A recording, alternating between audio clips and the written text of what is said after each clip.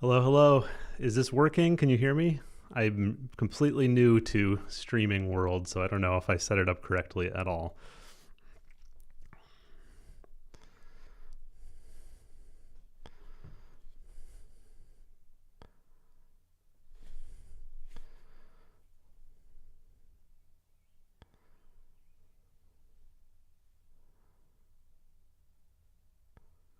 Okay, I can see that it's at least going here because I can see all the chats coming in. Let me actually get that off my screen.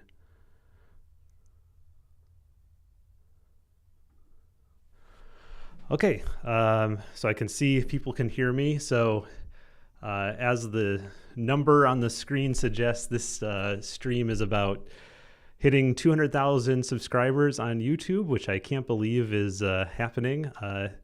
It feels just like yesterday that I was at 100,000.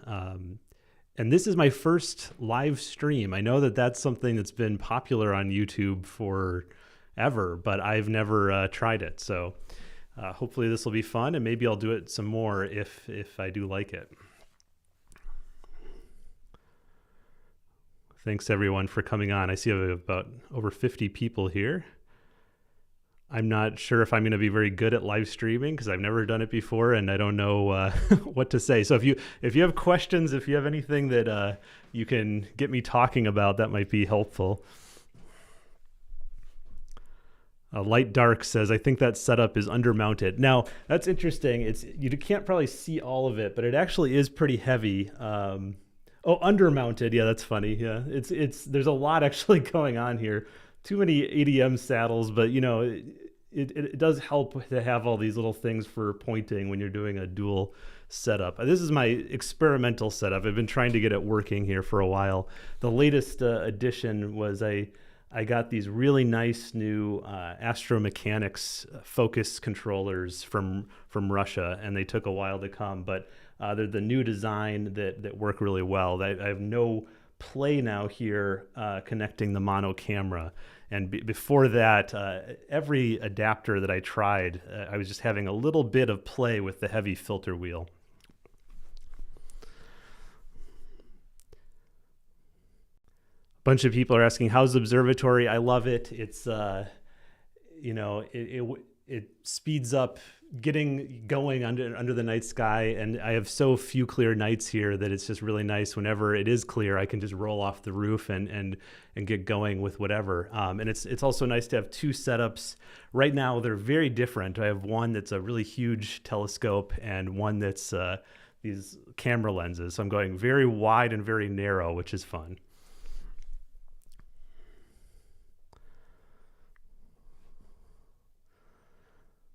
What's best to do off season? I'm in Alaska and right now it never gets dark.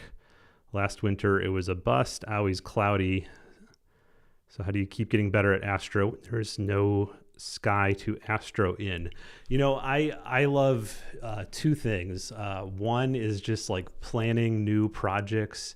You know, you can spend a lot of time with mosaics.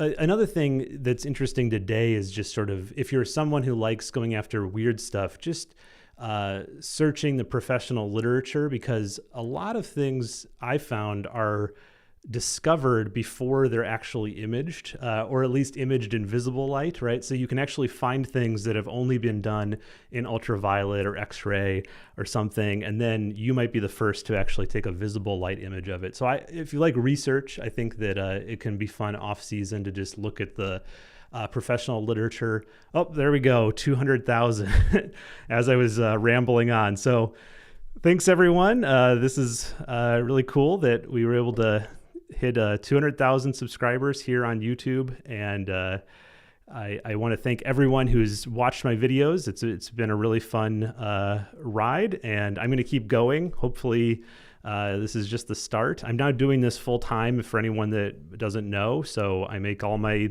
income from YouTube and Patreon and doing astrophotography, showing what I'm doing.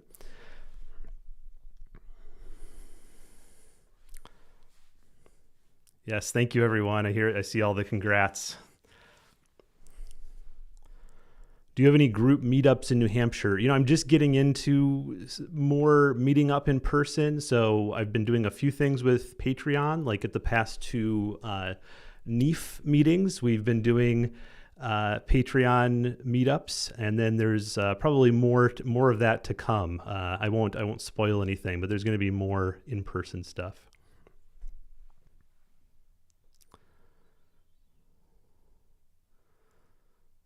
Yeah, need to throw a solar filter on a scope to do the solar imaging. Yeah, I still haven't really gotten into that. I love the total solar eclipse preparation, as many people saw. I did a large series on that, and I really like the solar eclipses, but I've never really gotten into like day-to-day solar. So maybe eventually I'll get there. Do you think it's possible to do some astrophotography with a Micro Four Thirds camera? Definitely, yeah. I mean, my first dedicated astro camera was the ASI 1600 that was Micro Four Thirds, and that was a great camera. I still think it's a great camera today. It's not quite as clean a sensor as the modern ones like the 2600, but it still works really well, especially if you're doing narrowband like I was mostly from the city. I loved that ASI 1600 mono.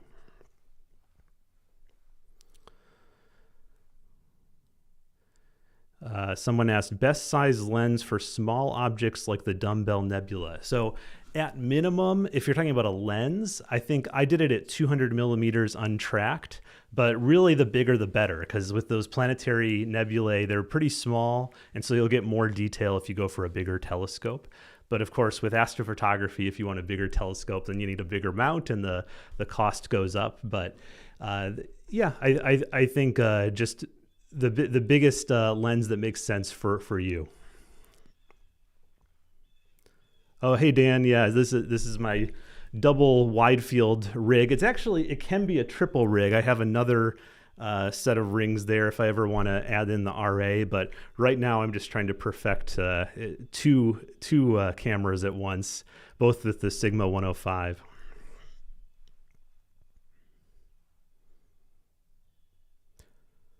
Did he say I'm not doing it full time? No, I said I am doing it full time. I started doing it full time at the beginning of 2023, so over a year.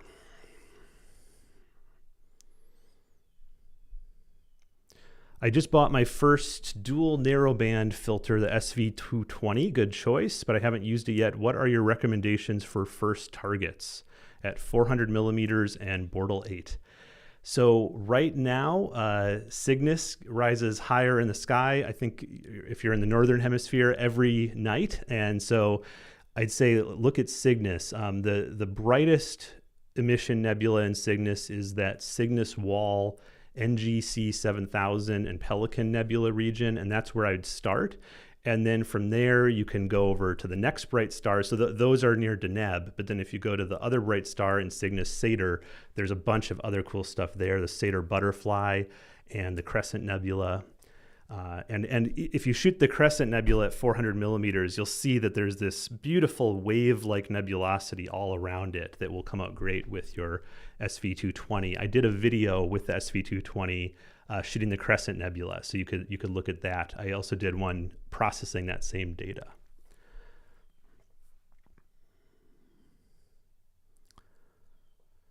My Canon 1300D is stuck on f5.6 when I use a Tamron 300 millimeters. All other focal lengths, it changes f-stop. Lens fault. If you mean it won't go any lower than f5.6, that might just be a variable zoom lens where at the lower focal lengths, it might allow you to open up to f4, but at the higher focal lengths, the maximum aperture is 5.6. That's very common with zoom lenses, so it might be completely normal. You just have to look up that lens to know. Will you bring any updates on your backyard observatory? Yes, definitely. I've been thinking about doing a second channel for the observatory because, I'm going to continue upgrading it over the years, and I don't know if I want to bog down my channel with more and more updates, but we'll see. I've painted it red for now, but I'm already thinking of repainting it green because the red sort of stands out against the trees, and it's I don't know. I'm going back and forth on that, but that's basically all I've done. I've painted it, put in some little things, but I haven't motorized the roof yet, because before I motorize the roof, I have to put in electrical. And so for that, I need a real electrician to come out to at least, do the work inside my house to run a cable from the electrical panel. And out here in the rural area, it's hard to get an electrician to come by. So I have one sort of scheduled. He said he'd come by initially sometime in July. So hopefully by the end of the summer, I'll have electric in here and a motorized roof. Right now, the way I have a light in here and everything is I just run a extension cable, and that works okay. I do have, a power outlet on the side of my house, so it's pretty easy.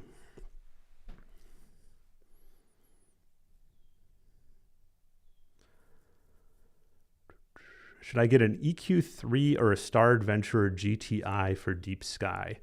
I'd probably get the GTI. It's a newer mount. It's not going to handle as much weight, but the EQ3 is probably showing its age. And if I remember right, it might be okay. It depends on maybe which EQ3, because I think they made a couple different versions, but I'd probably still get the GTI just because it's the newer kind of technology. It has some bells and whistles that are fun. As long as you're not, immediately wanting to put a big telescope on it, but it can handle up to a small telescope. That's actually a video idea I'm planning to do soon, is testing sort of the limits of telescopes that the GTI can handle. So I'm thinking probably on the heavy end, it can handle that new ASCAR 71F, but then there's a lot of smaller, 60 millimeter aperture telescopes that it can definitely work with.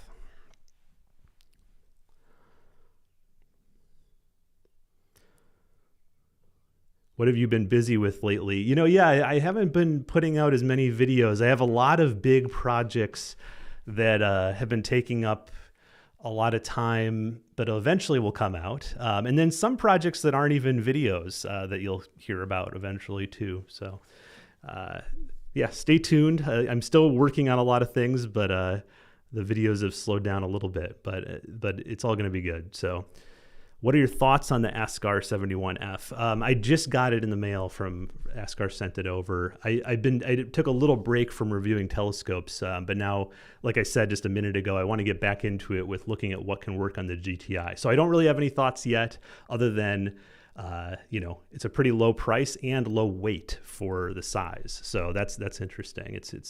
It can work on smaller mounts.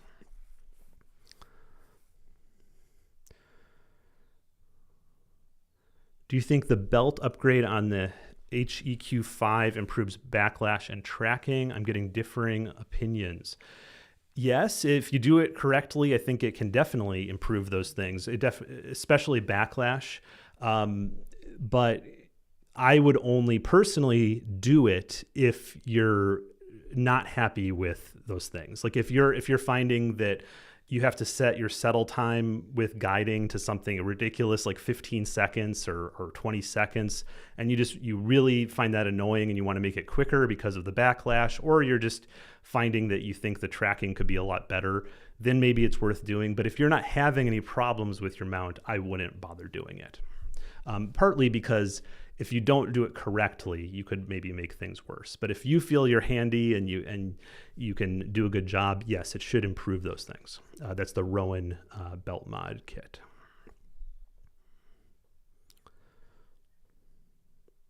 Do you know of any dual narrowband filters for Nikon that are not full frame?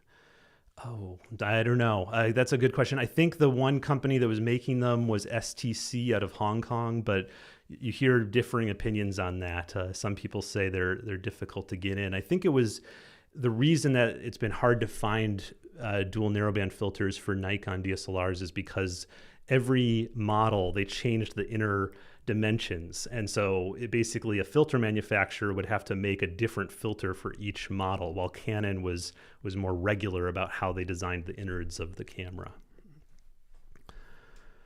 I've recently gone mono and have this question. How do I tell the ASIR to switch filters and focus with the EAF and then start imaging again? I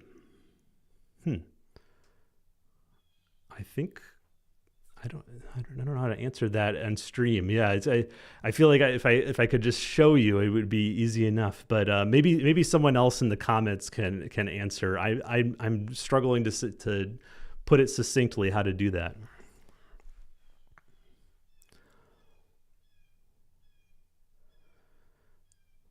What do you with the AM5 or the Skywatcher harmonic drives? I really love the dual scope setup.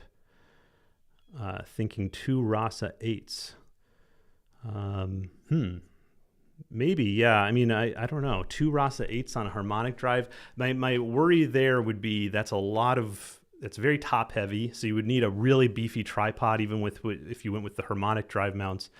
And I'm not sure what sort of the advantage of the harmonic drive mounts would be in that situation. Because for me, they're about sort of portability and not having to use a counterweight. But if you were putting 2 Rasa 8s on one, you'd have to do both. You need a counterweight and you need a beefy tripod. So it sort of defeats the portability angle of the harmonics. But, if you just want the new technology, then I'm sure it could work. It definitely probably with maybe the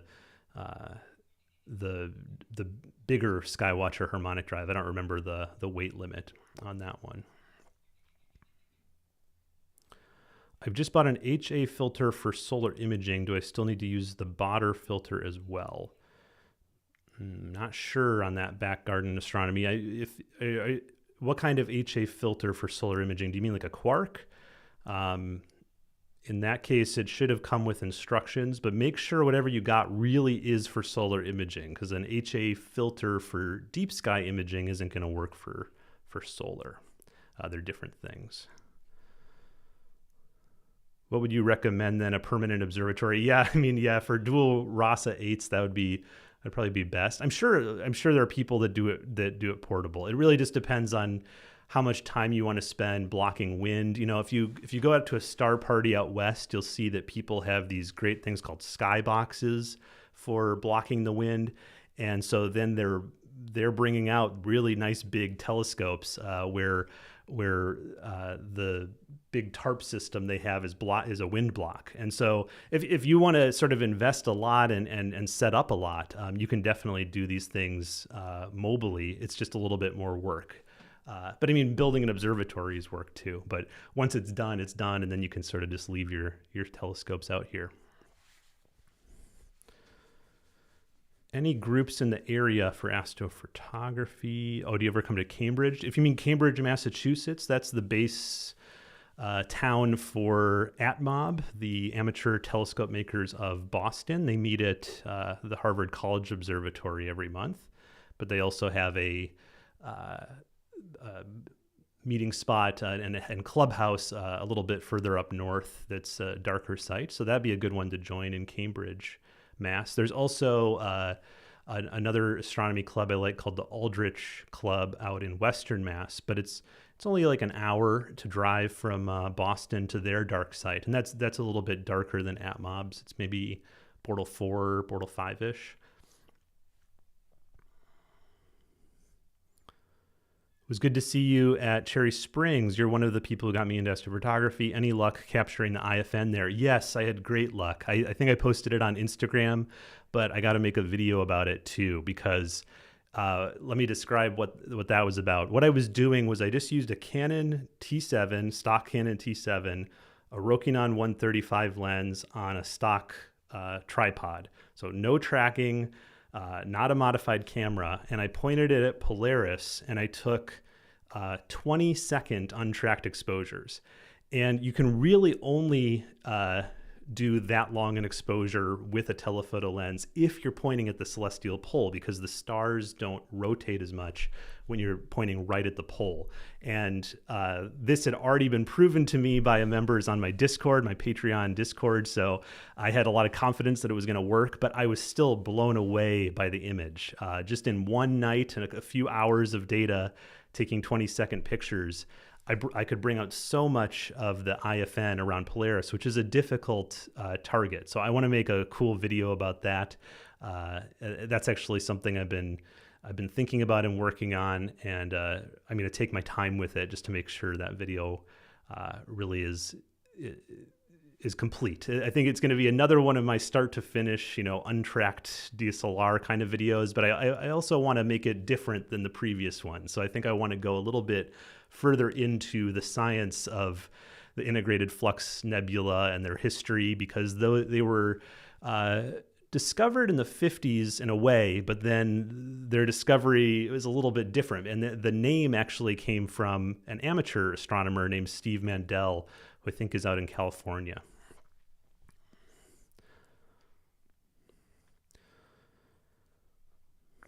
How are you controlling moisture in the observatory? Any concerns regarding corrosion on your equipment? I am not controlling moisture yet, and it does get pretty humid here. So yeah, it is a worry. If anyone has any suggestions for what to do, it's the problem with controlling moisture is it's hard to, make a closed system when you have a roll-off roof, because there's always going to be these gaps. I know you can use flaps and different things, but it's still sort of difficult to control moisture. So I just have been leaving it so far, and I guess we'll see. Maybe just regular maintenance and making sure if I see any kind of rust or anything, I take care of it right away.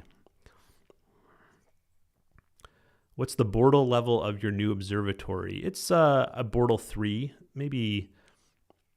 I wouldn't say a dark Bortle 3, maybe like on the brighter side of Bortle 3. I think I measured, and it's interesting with the sky quality meter. At different times of year, of course, you get different results. Even from night to night, you get different results because of transparency of the sky. Transparency means how much sort of moisture is in the sky, and then that's going to reflect some light. So I'm getting somewhere between 21.5 and 21.7, I think was my best ever, maybe.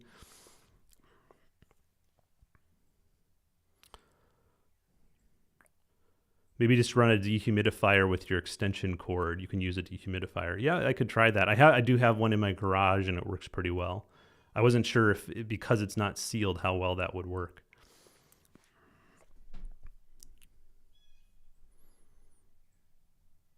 Someone in Florida said they haven't noticed any issues with corrosion yet, less than 5 miles from the Gulf.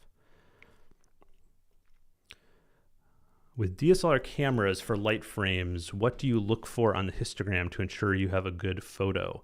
So the question is about the histogram. To get to that in the playback mode, you can usually press the info button on your DSLR, or sometimes it's the view button, something like that. But usually you can bring up a histogram view. And what you're looking for is for that histogram mountain to have some separation from the left-hand side.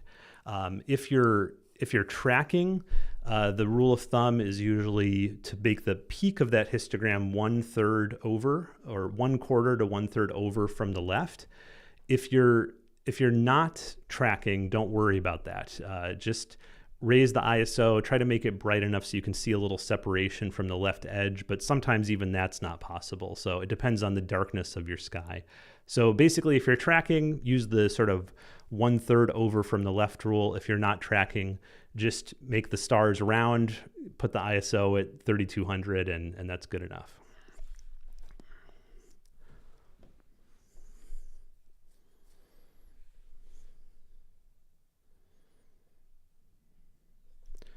So we have 174. I have no plan for this live stream. I guess I'll stick around for as long as people want, or until I get too tired.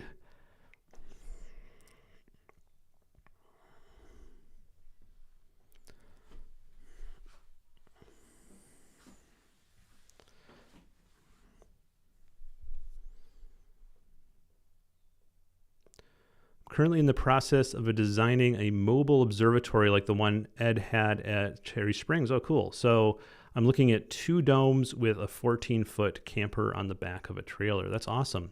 Yeah, I saw that Cherry Springs observatory. I didn't get a chance to really tour it, unfortunately, but it looked really cool. And I heard about sort of how it works with the sort of the pier-like thing that drops down to the ground. And yeah, it's a really cool system. I think I'd seen one previously, maybe somewhere else. But yeah, that'd be a lot of fun.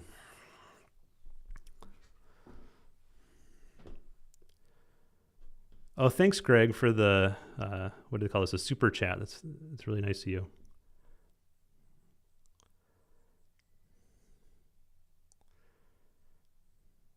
Have you completed your project that you were working on at Cherry Springs? Yeah, I talked about that a little bit. Yeah, if you check my Instagram, I posted the integrated flux nebula shot. I don't know if there's a way I could bring it up here on screen, maybe. That might be fun. Let's see.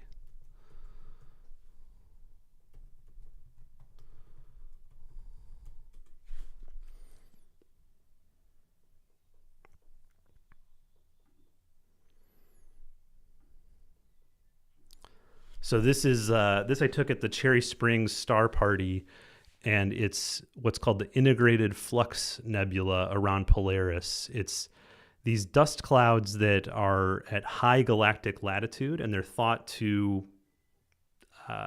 be lit up by all of the flux from the Milky Way, all the light from the Milky Way. That's why they call it the integrated flux nebula. They're very similar in appearance to dark nebula like we see in Cepheus, and they're really actually not too different. You know, they're just clouds of dust. But the reason they have a different name is just because of their latitude in relation to the Milky Way. So normal dust clouds are right along the plane of the Milky Way, and high galactic dust clouds are what we call the IFN. And many people have shot this. What's remarkable about this image is just that it's not done with any tracking. So this is just with the Rokinon 135 on a regular tripod, no tracking involved. And so I'll do a video about that because it's actually not too hard. You know, and I think it came out better than many of my untracked examples. So Astrocast, that was with 135 millimeter focal length.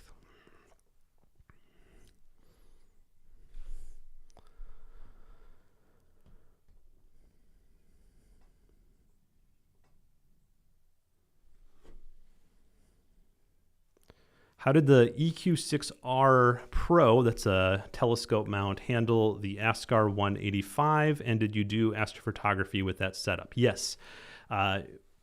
During the review of the ASCAR 185, the EQ6R was the only mount that I had set up here in the observatory. So that's what I tested it with. And I got a lot of opinions that wasn't going to work, but then it did. And I think part of the reason that it worked pretty well was because of the observatory. So the EQ6R is mounted on this concrete pier, and that adds a lot of stability, especially for a really big scope like the ASCAR 185.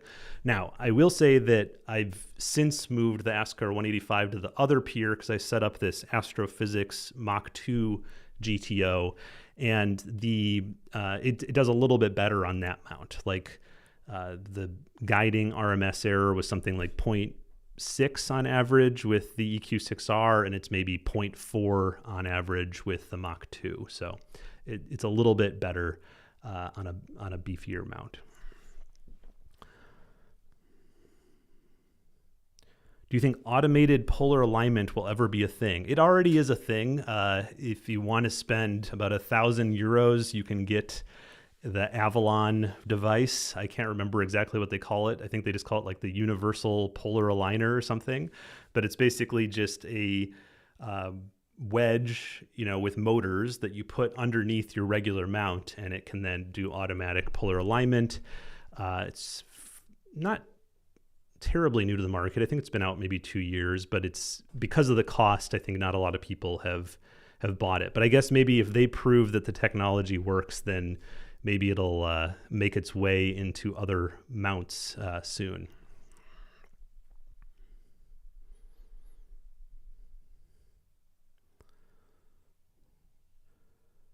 What are we looking at for those of us who just joined? This is the integrated flux nebula around Polaris, and it was shot without a tracker. So that's sort of a theme on my channel. Some of my most popular videos were the Orion untracked, Andromeda without a tracker. And so this is sort of the next video that's in the pipeline for that. I don't know, what do you want to call it? A series, I guess. It's not really a series, but it's my most popular videos, so I'm going to continue doing some of those.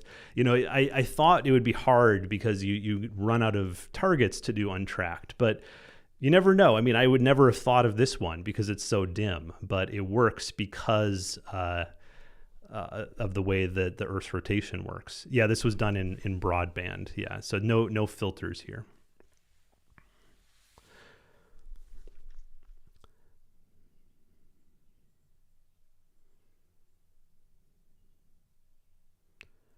Do you think getting a good picture of Rho Ophiuchi is possible with a DSLR and a Bortle 6 Sky? Yeah, I think so. Bortle 4 would be preferable, but it should be possible from Bortle 6. Now, the thing you're going to struggle with is getting it clean, right? I mean, you'll see that the globular cluster and the bright yellow nebula around Antares comes out pretty quickly, and that will look good. But for a really cool picture of Rho Ophiuchi, of course, people want those dark streamers, those dark nebula to pop out. And to get those to pop out at Bortle 6, you're just going to have to really pile on the data. But of course, it is possible. Just expect maybe trying to get multiple nights worth of data to make it work. I got a 300 millimeter prime lens and a Nikon D800 to shoot the eclipse. Any recommendations for a good target to do some astrophotography with that setup? I have a Star Adventurer as well. Yeah, sure. So Orion's not up right now. Andromeda Galaxy will be rising earlier every night. So Andromeda is definitely a popular early target to do with a 300 millimeter lens. It'll look great. And after that, you could do maybe the Lagoon and Trifid nebulae in the Milky Way core. That sort of depends on your latitude. Oh, you say from Virginia. Yeah, I would try the Lagoon Nebula right now, actually. From Virginia, it should be getting high enough. It's to the south, so you need a fairly good southern horizon, but I think the Lagoon Nebula would be great at 300 millimeters. Lots of signal there, so even if you get an hour's worth of data, it'll come out pretty good.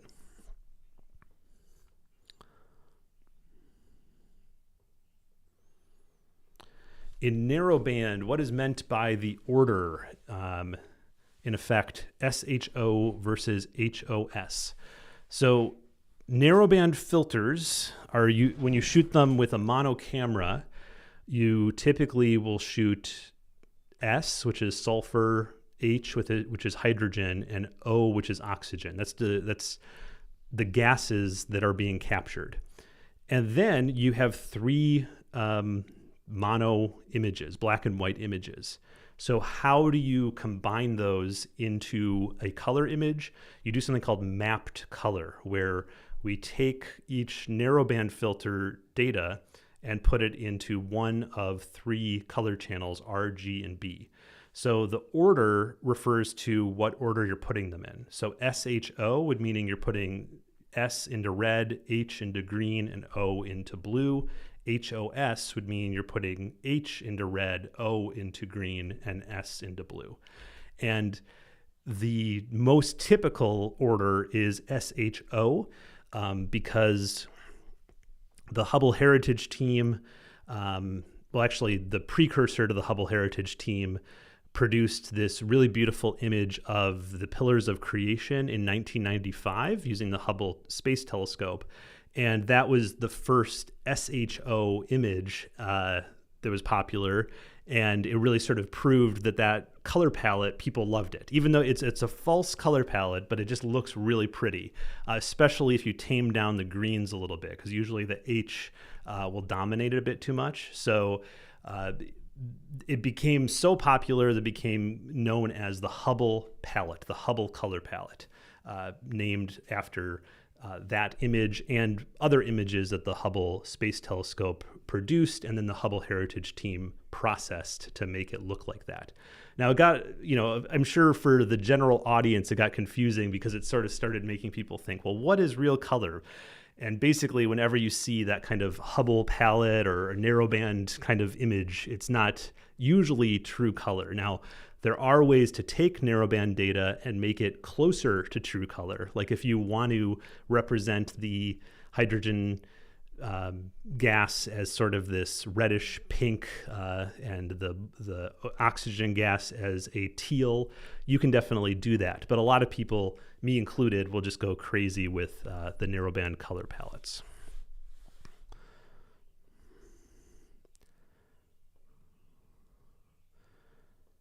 Hey, Damien, what's your biggest scope? Will you do some planetary this year? Maybe, yeah. I have the ASCAR 185 in the observatory right now, and then I have a 8-inch SCT that I want to break out at some point.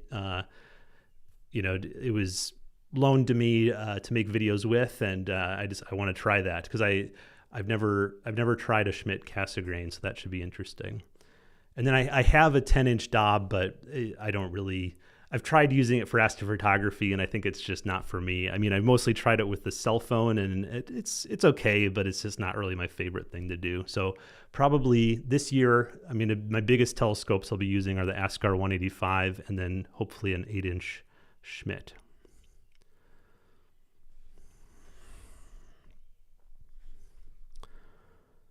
Do you prefer false color images or true color images? Yes, I've gone back and forth, but when I was really getting into deep sky astrophotography, I really loved the false color images, the narrowband. And then it was really satisfying to get a set of narrowband filters and a mono camera and to be able to do that from the city. And a lot of my first really successful images, to my mind, were in that false color palette. Today, I love true color. I think it's more interesting to try to, more interesting and in some ways more challenging to try to make a really pleasing image that's true color to the night sky. And my favorite kind of true color images today are sort of like the ones you're seeing. Like I love dust and I've talked to many people who are not astrophotographers who are like, why do you like those images? They're so ugly because they're just like brown. But something about them I just find really entrancing.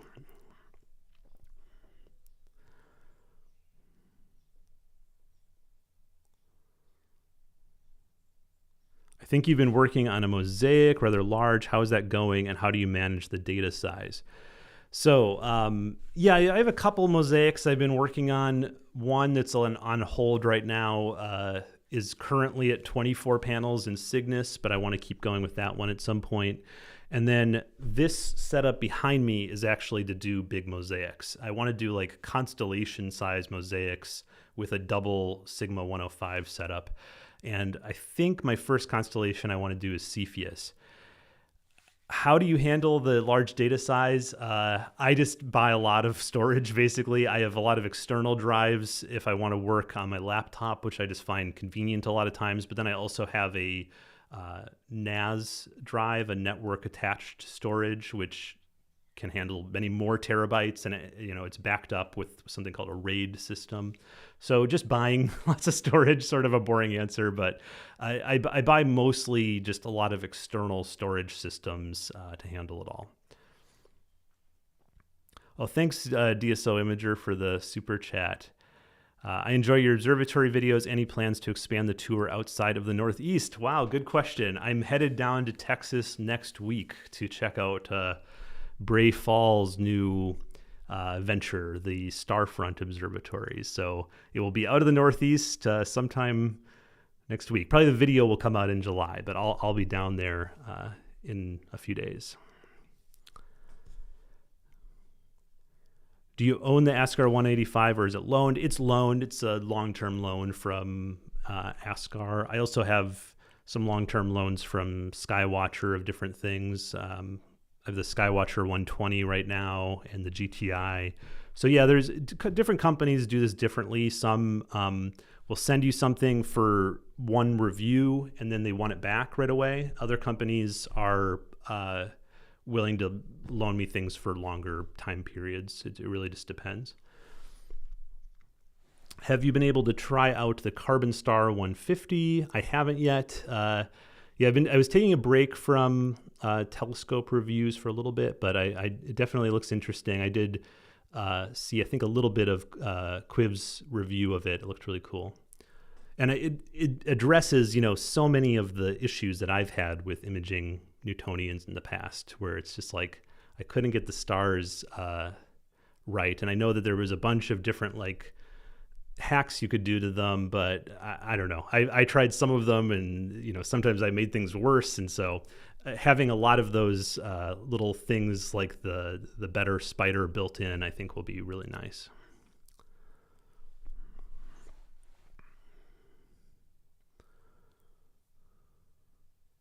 Oh, DSO imagery. Yeah, Braze Observatory is less than a couple hours from my place. Looking forward to that. Yeah, it's cool. Yeah, I'm really interested to see, what they're doing down there, because it definitely sounds interesting how they're trying to pack in lots of telescopes and also make it more affordable. What cameras are those on the dual lens setup? Those are an ASI 6200 mm and a 6200 MC. So normally, I don't really recommend people get full frame dedicated astro cameras just because they're usually not worth the cost. But if you're doing what I'm doing here, which is big mosaics, then the full frame really comes in handy because you can capture so much more of the sky quicker.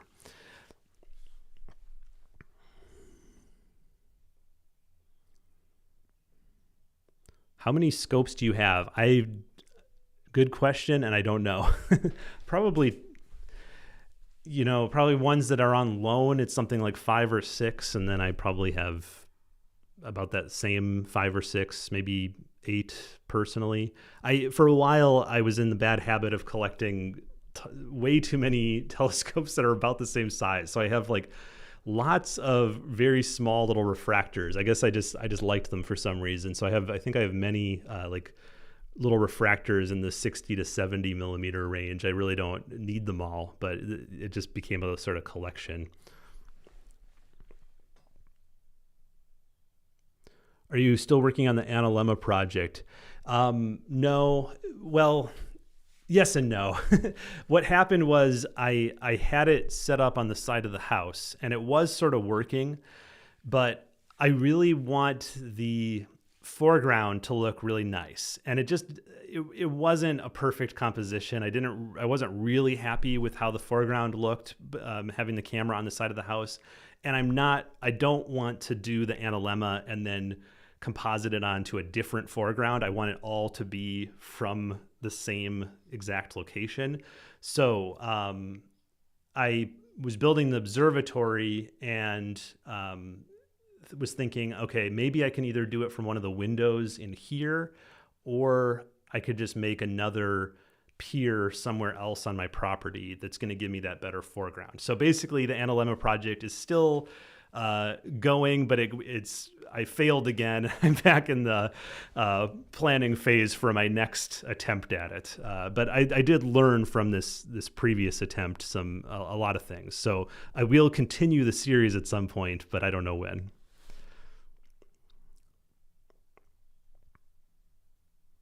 Hey, Supernova. Good to see you too.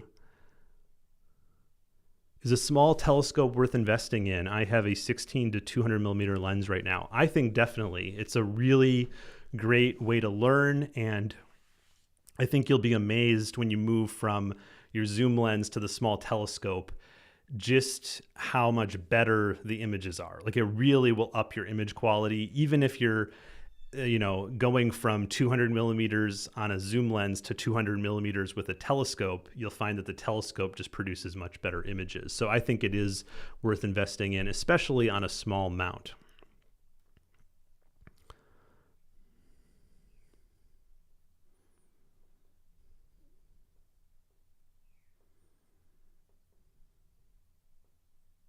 What method for easy flats would you recommend for a tripod mounted 80 millimeter ASCAR V looking for easy and preferably hands-free flat panel solution?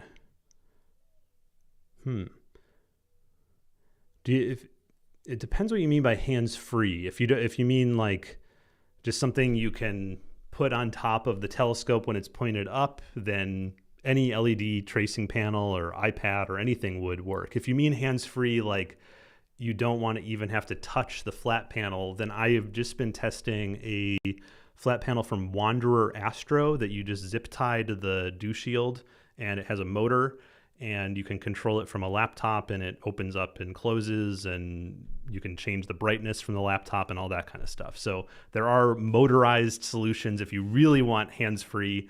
If not, if you're okay with just putting it on top of the telescope, then I would just get, like an LED tracing panel from Amazon. Can I get good photos from Bortle Class 4? Definitely. Bortle 4 is like perfect. It's the sort of the start of what I'd call a truly, dark sky for astrophotography. For visual astronomy, I think a lot of people would still complain about Bortle 4, but for astrophotography, you can get world-class pictures. Have you tried the Askar FM180 Pro? Yes, I have a video where I compare a modified DSLR to a dedicated astronomy camera. I think I was using one from Ogma, and I was using that Askar FMA 180 Pro on the GTI, and it is well corrected for an APS-C size sensor. In my opinion, I think it looks good. It's not particularly fast. It's f4.5, so it's sort of similar to like a Red Cat, but a little bit wider.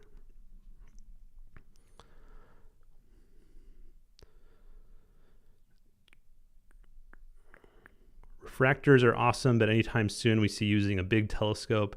I want to use an 8-inch Schmidt. I don't know if you consider that big. I have one in the garage. I want to get that out. I've been considering eventually, maybe getting a 10 or 12-inch Newtonian in here for the AP mount, but that's probably a long-term plan. I'm not really in a rush to do that.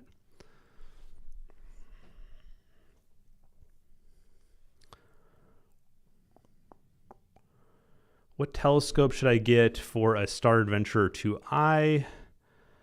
Currently have a Canon 6D DSLR and working on 135.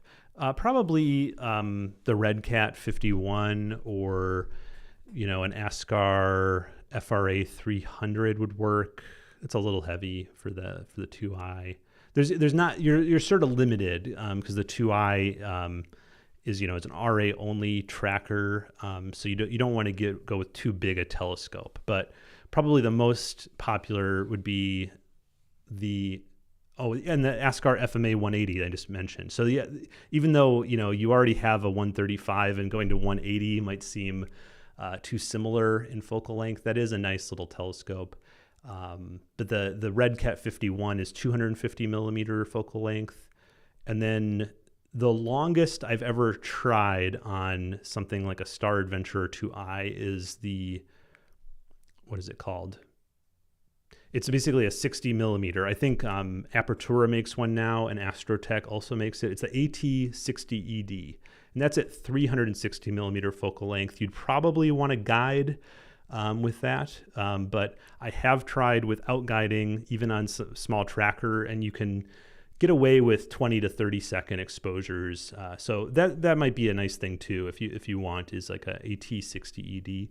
I'd probably, especially if you're going to use it on your Canon 6D, I'd get it with the field flattener or a flattener reducer, because with a full frame sensor, it's going to be not very well corrected unless you use a field flattener.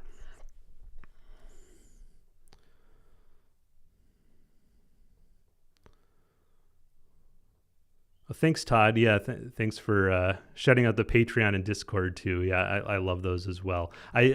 When I started my Patreon, a few years ago, there were really nice people on there that got me set up with Discord, and that's been really fun to actually get to know people a bit online in a more sort of intimate space. So if you're a member of my Patreon, then you also get to be part of a more smaller group on the Discord.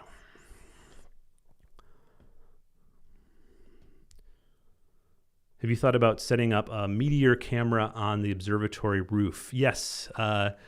I wasn't necessarily thinking about it just for meteors, but I'd love also just to like have an all sky camera just to um, watch clouds and I guess, yeah, it'd be fun to if I could find meteors, but then also if we've been having aurora once in a while up here, so I think it would be cool to have just sort of an always on all sky camera here. I know a lot of observatories do that, and there's now these little acrylic dome kits you can buy, and so it's pretty easy. I think there's also open source software for making a stream of your all sky camera.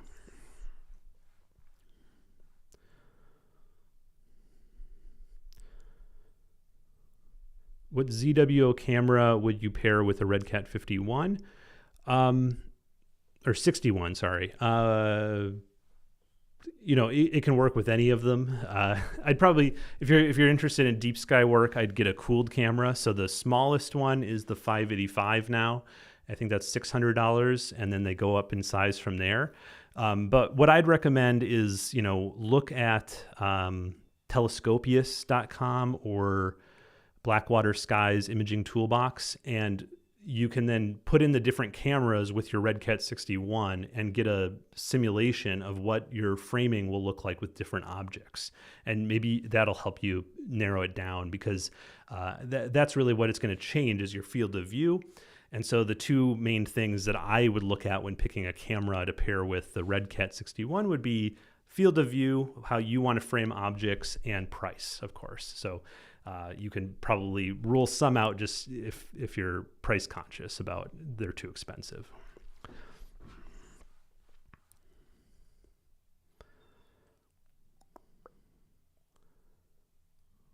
Do you have recommendations for AC to DC 2.1 power cables, something to power an ASI Air? So you mean like a power brick, like an inverter? Or not an inverter, but just an AC adapter with a 2.1 millimeter jack. Yeah, I know High Point, I think, sells one. Probably Agena does too. If you can't find it or you're having doubts, you can always sort of email me, nicocarver@gmail.com, and I can help you out, find what you're looking for.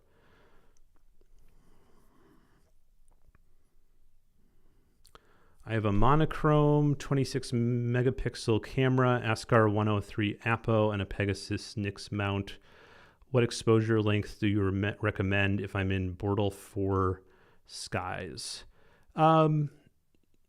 If a monochrome, okay, so a monochrome, let's say you're at sort of unity gain, I'm guessing with like an ASI 2600, something like that. Or gain 100, whatever the equivalent is, and whatever camera you have, I think I would be, and then the ASCAR 103 is at f7. Okay, so I'm doing back of the napkin math in my head. Probably something like 3-minute exposures for LRGB and 5 to 10 minute for narrowband. Probably you could get probably 5 minutes fine for narrowband, 3 minute for LRGB. That's my guess. If you're at that higher gain, where it steps down. If you're at low gain, then you might have to double all those numbers. James, thanks. Are you a fan of HOO imaging? Yes, for sure. I love HOO. It sort of simulates a more natural color. You can, and it also, I think, looks really good if you mix HOO with natural color for the stars. And I've even done some recently, like HOO plus LRGB. Let me see if I have that image here. Okay, this is just HA plus LRGB.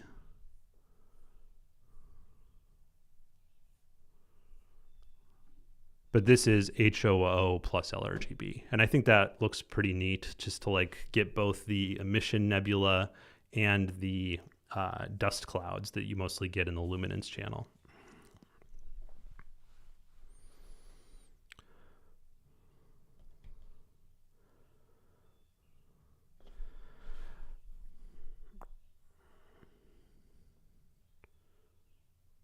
Have you ever had success with teleconverters? No, not so much. Someone on my Discord was showing me something that he was doing with like a Canon 70 to 200 and a teleconverter, a 2x teleconverter. So it brought it up to 400 millimeters, and his images looked great. So I'm not saying it's not possible, but whenever I've tried, they've not come out that well. I think you want a fairly fast lens, and a fairly fast, like good lens to make that work. Because if you try a teleconverter with, an okay lens, it's probably just going to make the image worse.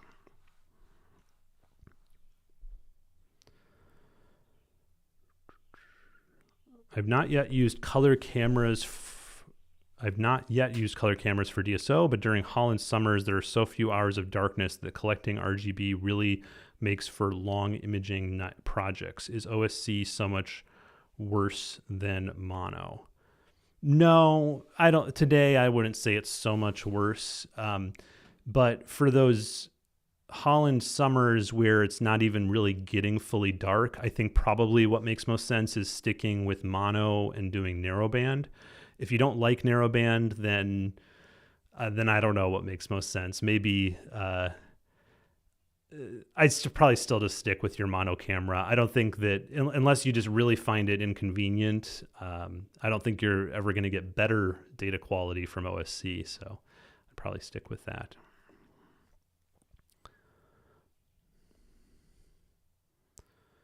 Any recommendations on hardy, good quality cables? It gets to -25C in the winter, and I have a few cables fail. So far, I find the braided ones to be better quality. Yeah, I don't know. Yeah, I feel like I tried not to just get sort of like the random brands that are suggested on Amazon, because I found those are usually not so good. I think a brand I found pretty good is like Star Tech or something. I can't remember now. Do I have one here? No.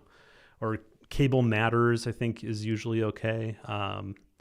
But I don't know of like a source of like really good quality cables. One thing I do is just keep lots of extras. So if I find one is not working so well anymore, I swap it out.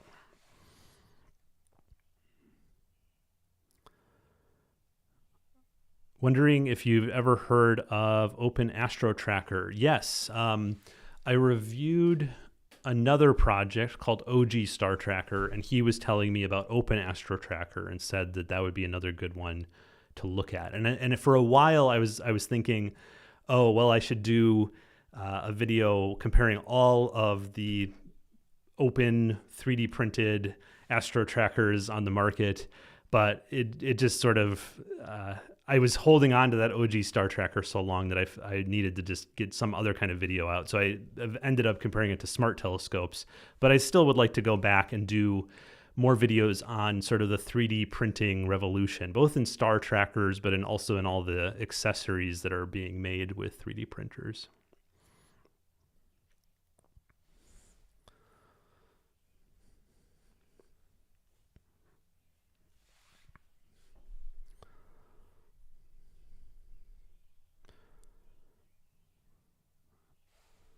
How hard is it to capture IFN with a one-shot color camera? Not that hard, in my opinion. I mean, this that I was showing earlier, this was done untracked, and you can see there's some color noise in there, but this, if you can do this without even tracking, I don't think it's too hard to capture IFN with a one-shot color camera. The key thing is just a nice, dark, transparent sky.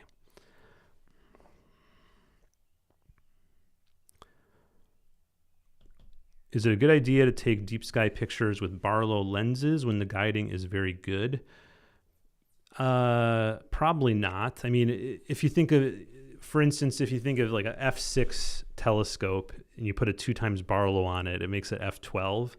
So it just makes the image very dark. And so we use Barlows a lot with planetary because those objects are so bright. But with deep sky, it probably doesn't make sense unless you're just going after a very particular target. Like a good example might be the Cat's Eye Nebula that I was shooting recently. That core of that is so bright that probably could handle a Barlow, but most objects no. I'd like to start shooting dark nebulae from Northern Hemisphere. What target would you recommend as a first attempt?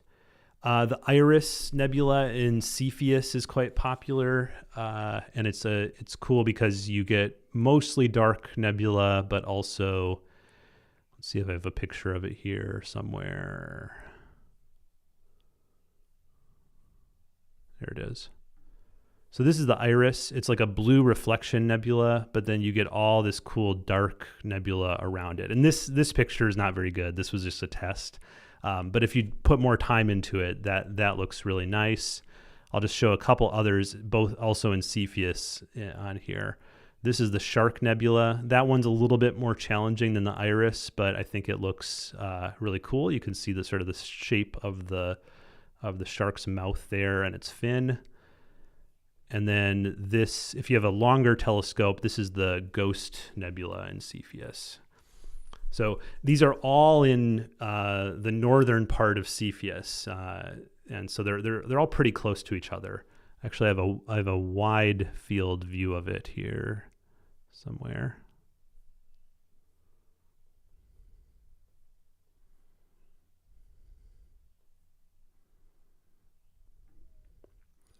Okay, so there's a wide field view. So here's the elephant trunk down here. This is the flying bat and squid. So this is southern Cepheus. And then this is sort of that big rectangular part of the Cepheus constellation. And then this is northern Cepheus up here. And so there's the shark. Where's the Iris? I think the Iris is right there, maybe. Oh, no, it's down here. But you can see there's a lot of cool dark nebula in this cloud. This is called the Cepheus flare.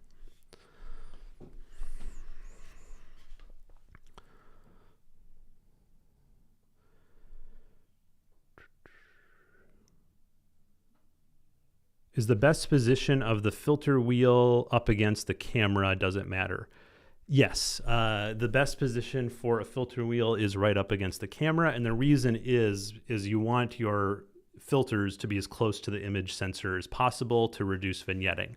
Now, in some cases, it may not matter. Like let's say you were using 2-inch filters in a filter wheel, but a micro 4/3 chip.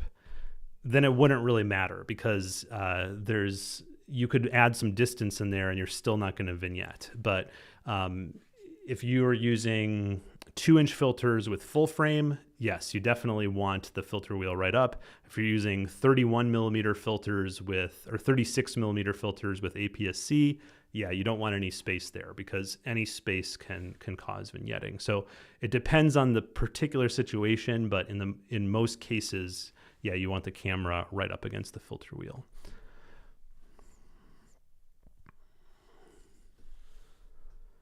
I'm currently making a motorized barn door tracker utilizing an Arduino and NEMA 17 stepper motor.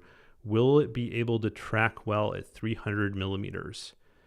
I'm not sure, Johnny. I'd be surprised if it's going to track well at 300 millimeters, but I would still try it and see if the 300 millimeters is a zoom lens, you could always, zoom it down to something shorter and try that. I would be surprised. I think probably a motorized barn door would be better for something like 135. But I still haven't motorized my barn door. I have the motors, I have the Arduino, but I haven't gotten to it. So it's a project I still have to try. So I can't say for sure until I try it myself. Don asked, what Astro camera would you recommend for a 12-inch Schmidt Cassegrain and a William Optics 126 doublet and an 82 Evo Lux? I'm not sure. Probably, just the camera that makes the most sense for your budget and what you want to capture with those different telescopes. I think a very popular camera for good reason is the ZWO version of it is called the ASI 2600, but the sensor is called the IMX 571, and many astro companies make this camera, and it's an APS-C sized chip that is just pretty perfect. It's very low noise.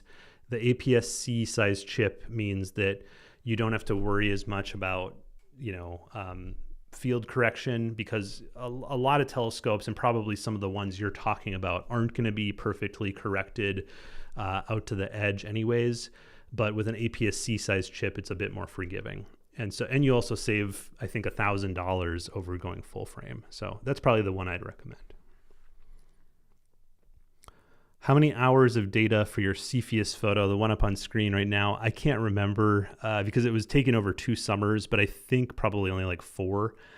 But at like f1.4 or something, it's using fast camera lenses.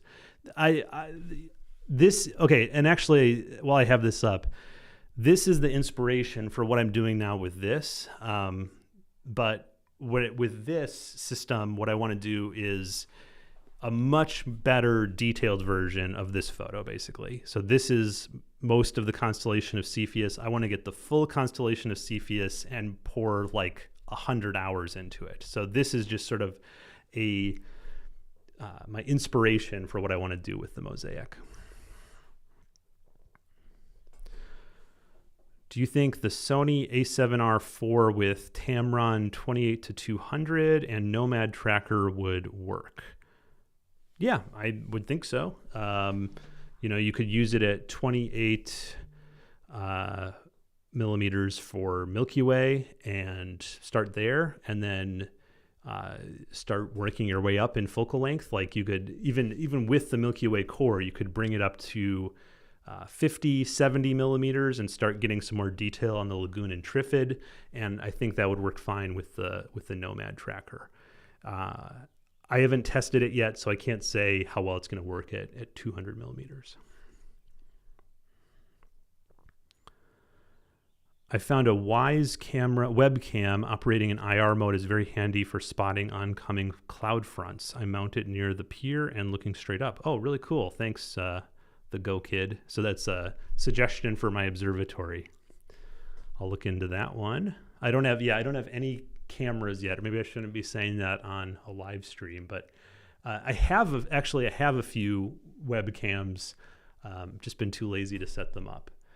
But in terms of security, what I have right now is just someone always here at the house, and I have a normal real door with reinforced deadlock. So someone would have to really want to get in here to get into the observatory when I'm not around.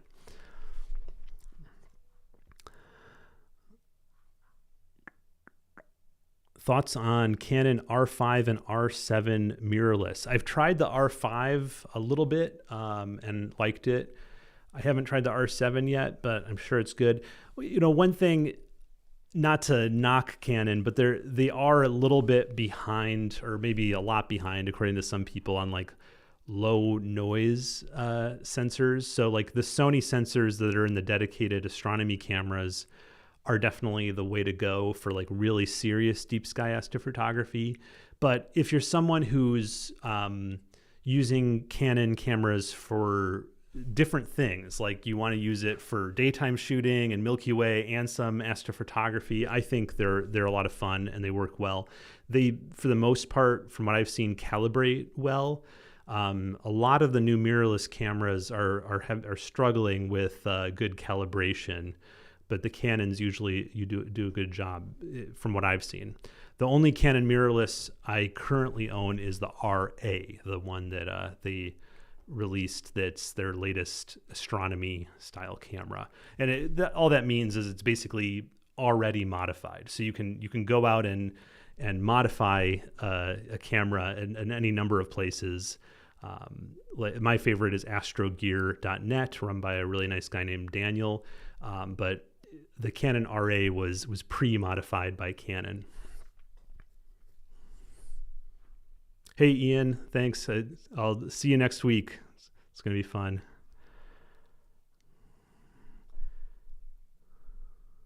I keep hearing about some celestial object that is due to appear. Is it real? I don't know. Maybe the nova in the southern hemisphere. That's real. We also have an asteroid that's going to come close to Earth, I think in like 2028, if I remember right. It's going to be visible from parts of Europe. I recently decided to invest in a dedicated astro camera to pair with a Go-To 6-inch Dob, as it seemed like the best place to start. Any recommendations for where to go next? Go-To 6-inch Dob. Yeah, maybe you have to know more, like how well that's working already to know where you'd want to go next.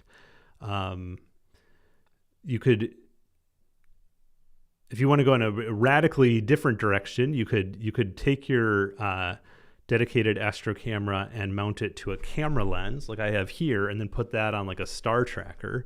If you're interested in wide field stuff, like me, but I guess I would just have to know what's working or not working about using a dedicated astro camera on a Go-To Dob, because that's something that's like way outside of my expertise. I've never tried it before.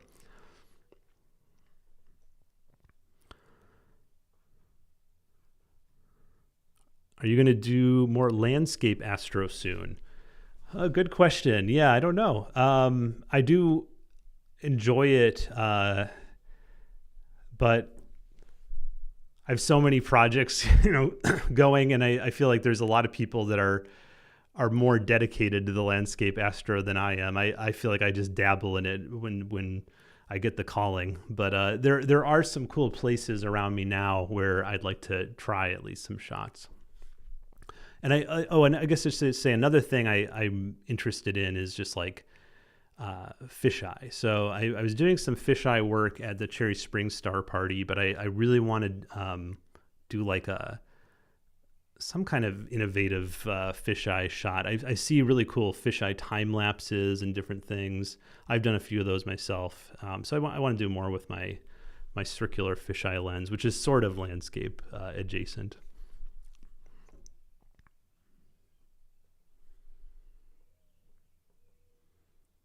Thanks for all the congrats. I assume this will get posted to your channel. Yeah, sure, I'll post it. I don't think I'm being particularly articulate, but it's still fun to chat with you all.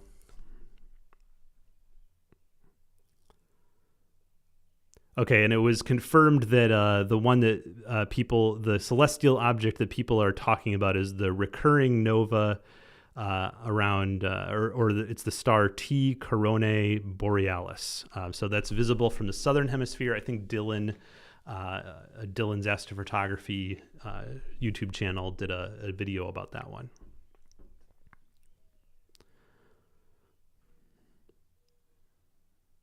And David's asking, is it going to appear or is it hype? I think it's a pretty sure bet that it's going to go nova. I mean, the recurring novas, I think they are pretty regular, and so you can count on them going nova. It's not like down to the day or anything, but they sort of have a regular period.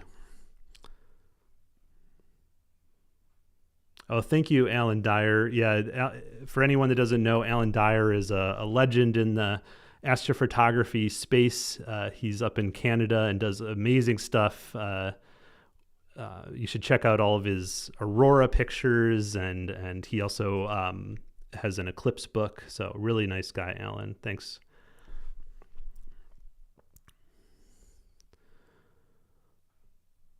Robert asks, is there an area of astrophotography you feel you've been improving in lately? Oh, good question. I don't know. I tried Lucky Imaging with this ASCAR 185, and I was planning to do a follow-up video because in my first video, I just was using 1 second exposures and I think the lowest percentage of subs that I stacked was 15%. And so then I got a bunch of comments, very helpful comments, a lot of people giving me tips, and they were saying like, you should try stacking 1% and taking quarter second subs, because then you'll really be able to see more variation in the seeing. And so I tried all that, and it was true. I got better results. So I guess I will say that I improved in Lucky Imaging, but I didn't make a follow-up video because it wasn't really a big enough difference to make a good video. So Lucky Imaging, I think it's very subtle, and I think you really have to wait for the right nights, just like with Planetary. I mean, it totally makes sense, but you really have to wait for good seeing, excellent seeing to get the best results with that Lucky Imaging technique. And I guess I haven't been patient enough yet to get a great night for it, but I still think I've been improving in trying out bigger telescopes and Lucky Imaging technique. How do you measure the Bortleness of your sky? That's a great question. There's you just need to look up the original article by John Bortle.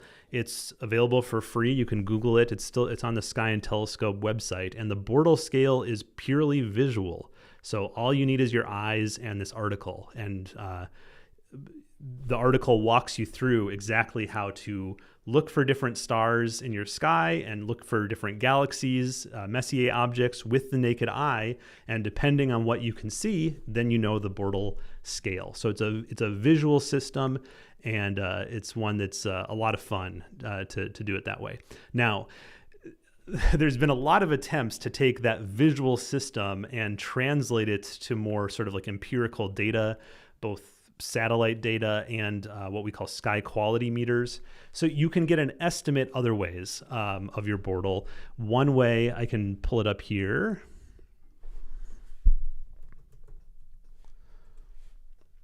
If you go to the website lightpollutionmap.info and you find your location on here. So I'm just going to pick Cherry Springs area, and you just click on the map.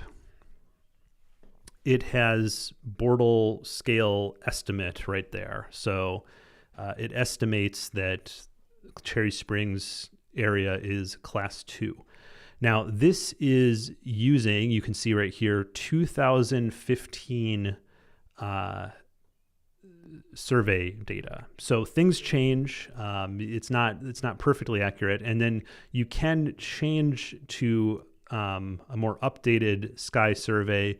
But from what I've heard, this one isn't perfectly accurate either. It has problems that the 2015 one maybe doesn't have. So I still usually use the 2015, even though that's now 9 years old.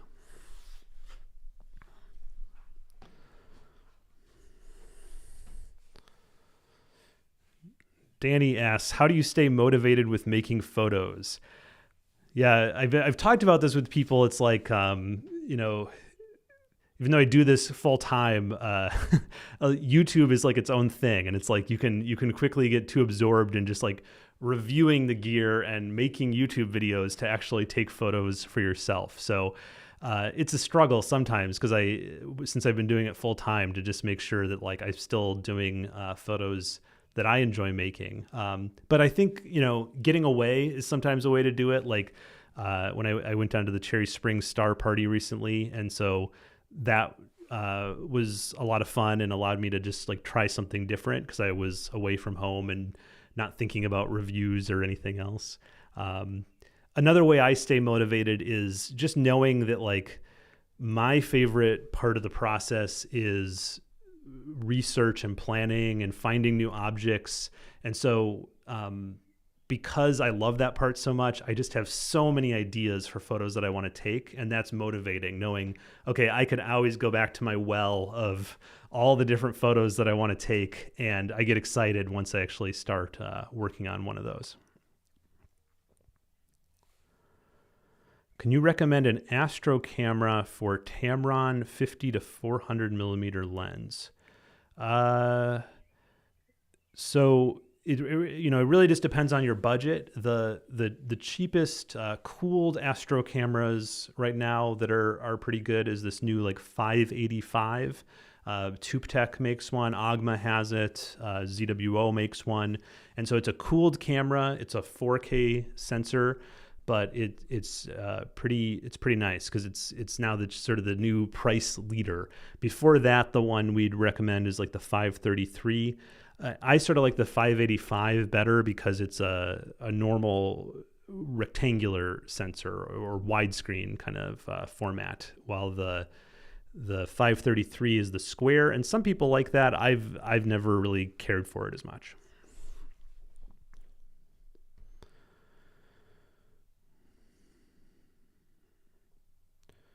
How about a series for beginners using Ioptron SkyGuider Pro or Skywatcher Star Adventure, how to polar line setup of long lenses?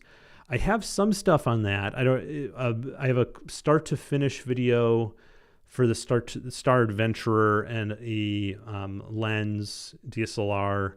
It's called, I think, the best $2,000 kit, but I'll definitely consider making more around that kind of topic.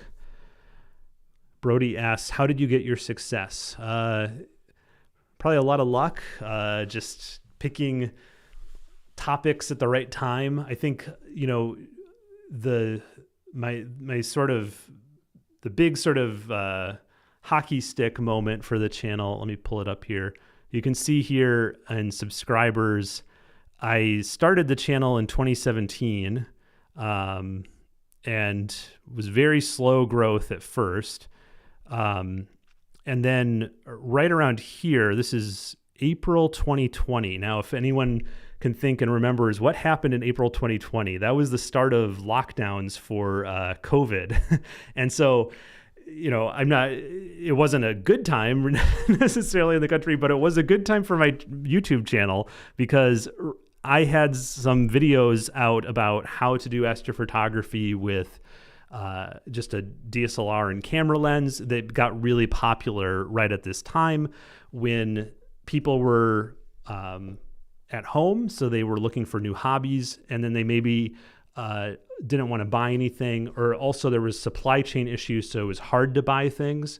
And so using existing gear, I think, was a popular topic. And so that's when my channel really started taking off. So I'd say just having sort of the right topic at the right time is how I got my success. What's your favorite constellation? It's definitely one of these two, Cygnus or Cepheus. I go back and forth. Right now, I think Cepheus is my favorite because I'm more into the dusty, dark nebulae. But I like Cygnus a lot too.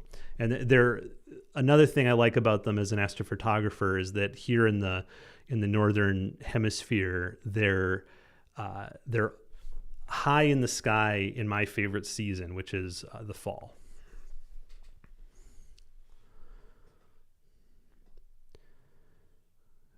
You've been traveling quite a bit for your observatory tours. Do you intend to continue these visits? Yes, I'll be down in Texas to visit Bray Falls Starfront observatories next week. And I plan to do more of those observatory tours probably every summer. I don't know if I'll do any in the winter months, but every summer I hope to do a few observatory tours because I think they're a lot of fun. And Ian asked, any future plans for your channel? So Ian's going to be down in Texas next week too. And so good to see him again. And future plans. Yeah, I mean, I don't know. This live stream is a new experiment. Maybe I'll do more of that. I've been thinking about what I want to do sort of with the observatory, like if I'll do a new channel just for the observatory. And then I want to just continue making beginner videos because I think that there's always still just like a good place for that. And a lot of astrophotography channels I've noticed focus on more like the astro cameras. And so I want to always, do more with DSLRs and lenses and stuff.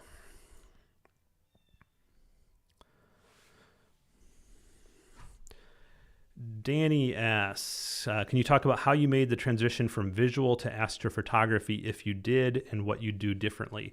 I did not. I started in astrophotography, so I can tell you how. I started with aurora. So here in the Northern Hemisphere, both in Europe and North America, we've been getting a lot of aurora, and I hope that that's turned a lot of people into astrophotographers. We're seeing all these pictures with people's cell phones. I'm going to pull up an early picture I took here.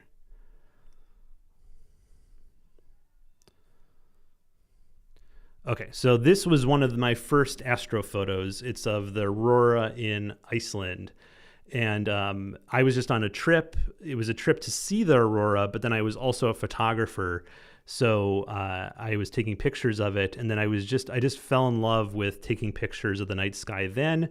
So then I started doing some Milky Way photography. And then that led me into eventually, after a couple of years, deep sky astrophotography. And then it was at that point that I joined my local astronomy club and started doing visual and other things too.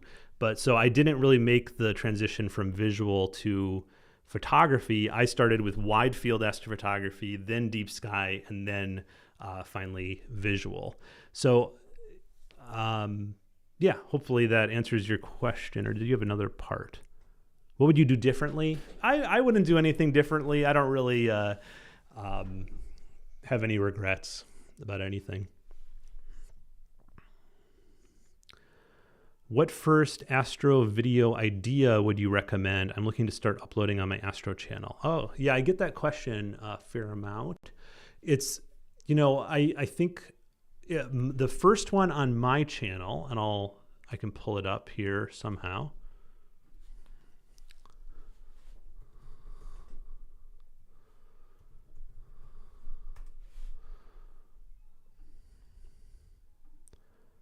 Okay, so the first one on my channel here 5 years ago was equipment overview and setup. So all I was doing was just talking about the equipment that I owned at that time and how I set it up. And the reason I picked that topic was those were the kinds of videos on YouTube that I found the most helpful when I was starting out. Like slow, just showing every step of like how to set up I had the Orion Atlas mount at the time, and I remember going on YouTube and someone was showing how to balance and turn on and polar align the Orion Atlas mount, and I was like, oh, that's really cool. Maybe I should do that for all the gear that I'm using. And so that was my first video. So in terms of a recommendation, that's what I usually tell people is like, you probably know the gear that you own the best.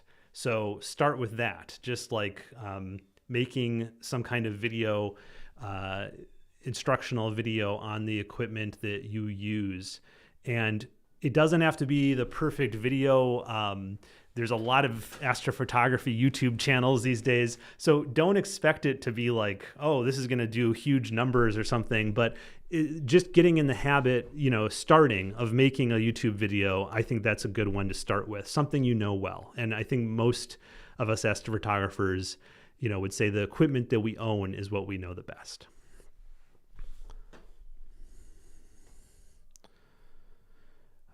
Do you ever log time with any observatories? You mean like pay for data or something? The only time I did that was with the Hummingbird Nebula, that thing I found in Cepheus. So I tried Telescope Live just to get a bigger telescope. It was pretty expensive, but yeah, it was good to get that sort of confirmation about what I was seeing, because I didn't have like a huge telescope like that to go after a small object. Have you ever heard of the dynamic narrowband technique? It rings a bell, but I've never used it myself, so I don't know. I'll look it up though. Do you think traditional EQ mounts will eventually become obsolete with all the harmonic drive tech coming out? Who knows? I was on the wait list for this astrophysics mount, which is a traditional EQ mount, for 3 years and finally got it. And I think for an observatory, it makes a lot of sense. just to have a traditional EQ mount. For me, what's great about the harmonic drive mounts is travel. Like not having to bring a counterweight when you're traveling, whether it's in the car or on a plane. I just think that makes a huge difference. So that's how I plan to use harmonic drive mounts. I don't know if they're gonna fully replace the traditional ones.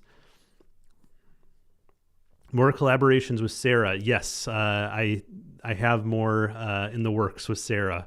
We've been meeting regularly, so watch both of our channels, and you'll see that we're up to more things. And collaborations on YouTube are great. I've done a number of them. One of my earliest collaborators was Helena from Helena's Astrophotography. She's now going to university, so she's a little busy, but really great to work with.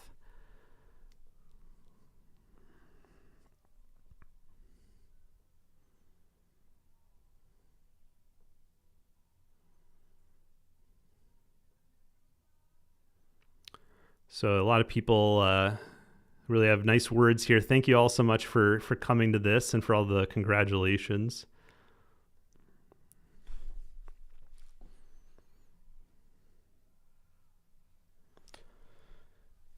Danielle asks, why did you choose an astrophysics over a 10 micron? Just because two reasons. One, astrophysics is US based, so I didn't have to import it. I think there are actually 10 micron importers now for the US market, but the other reason is like, so if I ever had any customer service kind of thing where I had to send anything back or upgrade something, astrophysics is in Illinois, and it just makes it easier to ship things. So for a premium mount, I think that's an important consideration. And then the other reason is because when I was just getting started in deep sky astrophotography in Delaware, all my mentors and people who were really into the hobby had astrophysics mounts. So it's something that I lusted after early on and knew, like, okay, if in several years, in 10 years from now, if I can afford one, I'll start saving up now, and eventually I'll get one. So it's just a long-term goal to get an astrophysics mount.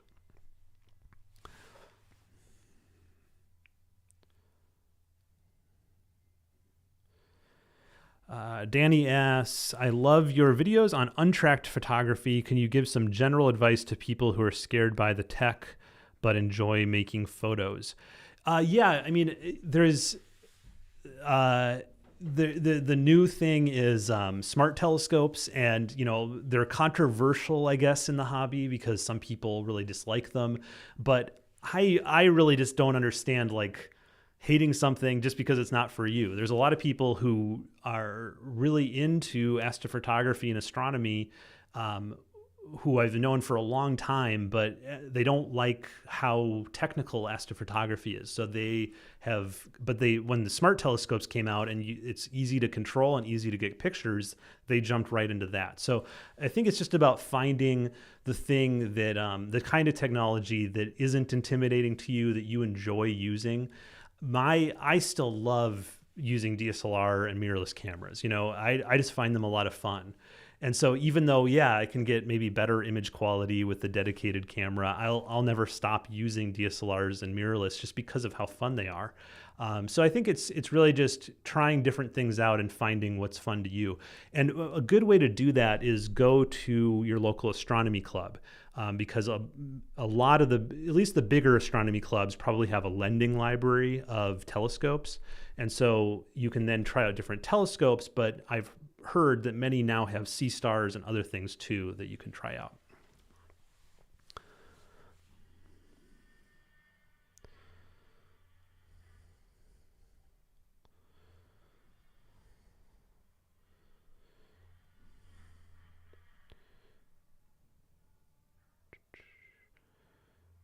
Cannot afford a mount. What should I do? I've made a barn door tracker, but it's so bad. I mean, you can keep going with untracked astrophotography. I think there's always more to learn in that domain. Like I was just showing earlier in the live stream how I captured the integrated flux nebula. So I would have never thought, like, that the integrated flux nebula would come out so well untracked, but it does. I mean, so there's always new things to discover, no matter sort of what level of gear you have. I probably would spend, if you're limited and you can't buy a mount, I would just spend more time trying to get to a dark sky, because that's probably going to be the most important thing, more than anything else.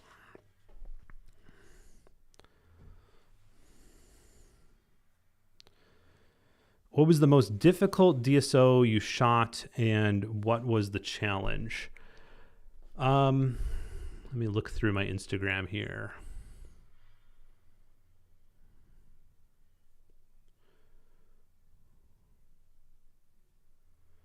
I think I'm going to say my Mosaic, because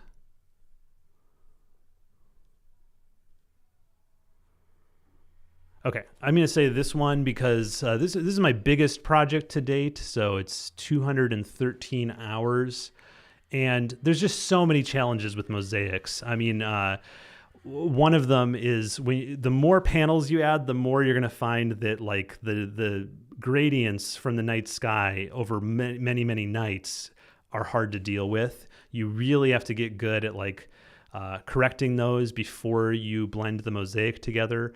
And then I also ran into just so many challenges with computer hardware with this, because it's so much data, and I had lots of issues with the little laptops that I was using. So eventually I took a break from this project and saved up and built a PC, desktop PC, just so I could finish this photo. So that was my biggest challenge so far.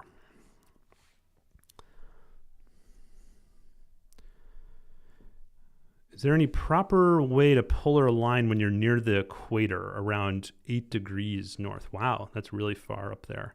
I think you need the right mount when you're going to do that. So I think some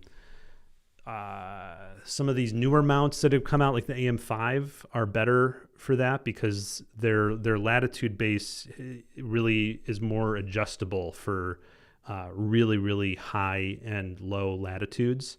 So I think you just need the right mount, and then I'd probably use electronic polar alignment. I wouldn't try to do a polar scope for that.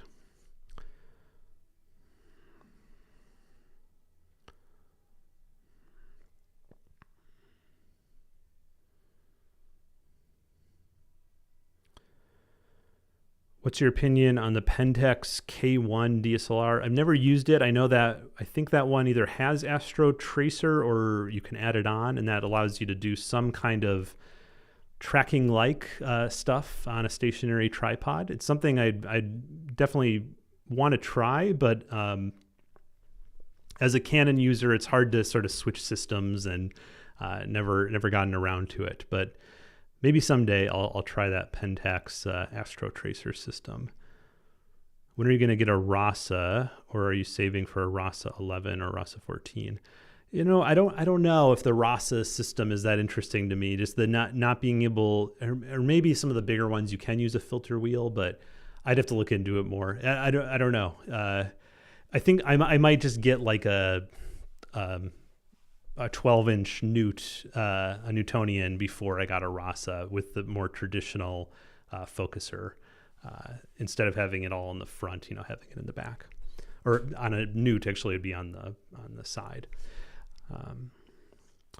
What telescope is mounted on your AP mount? It's the Askar 185 on loan right now, so it's a 7-inch refractor. But like I just said, yeah, I'm thinking of my options. Maybe eventually I'll get some kind of nice imaging Newtonian or something else for that.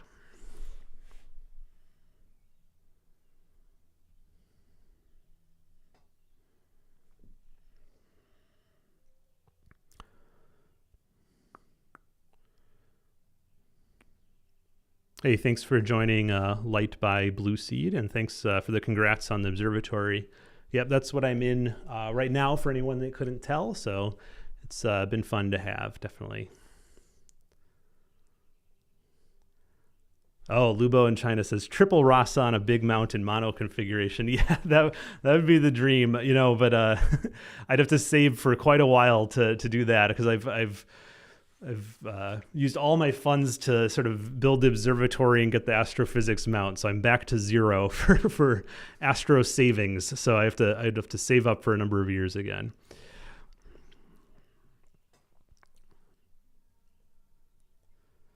Whatever happened to your Nikon A10A? I did sell it. I just had so many cameras, and I thought, I would get into. I thought for a while I was thinking I'd get more into like testing lots of different camera lenses, including Nikon lenses, but it just was a thing where I just didn't have enough time. So just felt like I wasn't going to get to it, and sold it. Which of your many images are you the most proud of or love the most? This one I have on screen right now is probably the one I'm most proud of, just because I put so much time into it. And it's not really an Instagram image, right? It's something like 28,000 pixels high by 37,000 pixels across or something. So I've put it on a giant screen, like a video wall, and it looked really cool, because you can really zoom in on this and still see lots of detail, because it's a 24 panel mosaic.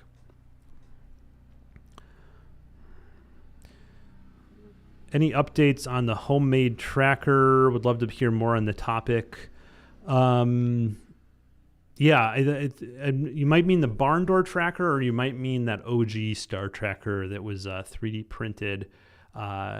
I'd like to do more with both, so I'll definitely keep that in mind. Add it to my list. Dan asks, what about Richie Crichton? Do you like the idea of an imaging Newtonian better? Yeah, I mean, I'm into like the dim stuff. So an imaging Newtonian, is often at f4 or f3 point something, while an RC is usually at f8. So I think it's just sort of, I like the lower focal length, faster scopes a little bit better. Todd asks, is your observatory air conditioned? Nope. It's no control whatsoever. But here in New Hampshire, it never really gets that hot. We had the heat wave a few days ago, and it got up to 90, right? It's not really that big a deal. Now it's back down to the low 70s, and that's Fahrenheit for any overseas people. I can't do the conversion in my head. Something like 25, and now it's 21. I don't know, something like that.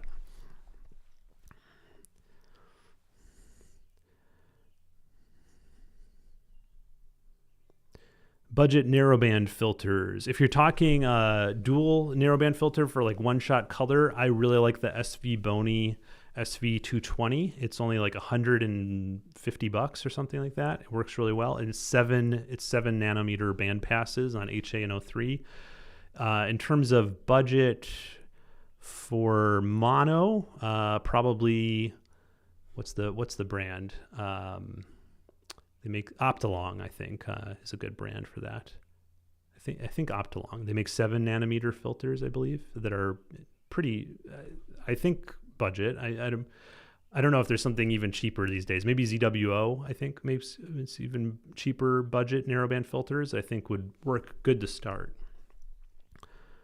Did you ever undertake any collaborative projects with the late Alan Wallace? Yeah, I was so sad about his death. A little bit, it's too bad he passed away. I wanted to meet him and do more because he's just a great guy. His book, which everyone should buy if they have a chance. I don't know if it's gonna. I assume that it's still available.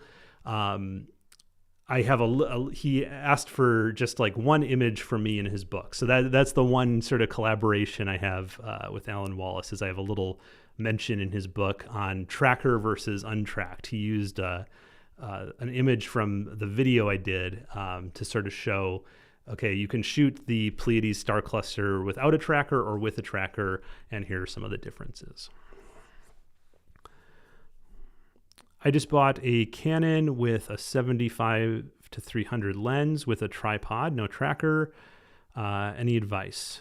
Yeah, just get out there, start shooting. I would probably start, maybe with like the Milky Way core area. You could do the Lagoon and Trifid at 75 millimeters f4. It would come out great. What are your thoughts on the Spree 100? I liked it. I mean, the optical quality was great. I'm trying to remember everything that people pointed out on that video. I found, the very, very corners weren't perfect on full frame, but if you were using APS-C, it would be perfect. And it was a little bit old school in terms of the focuser and the rotator. Or just sort of weird, but if you did some upgrades on it, like put some aftermarket stuff on it, I think you could fix all those problems.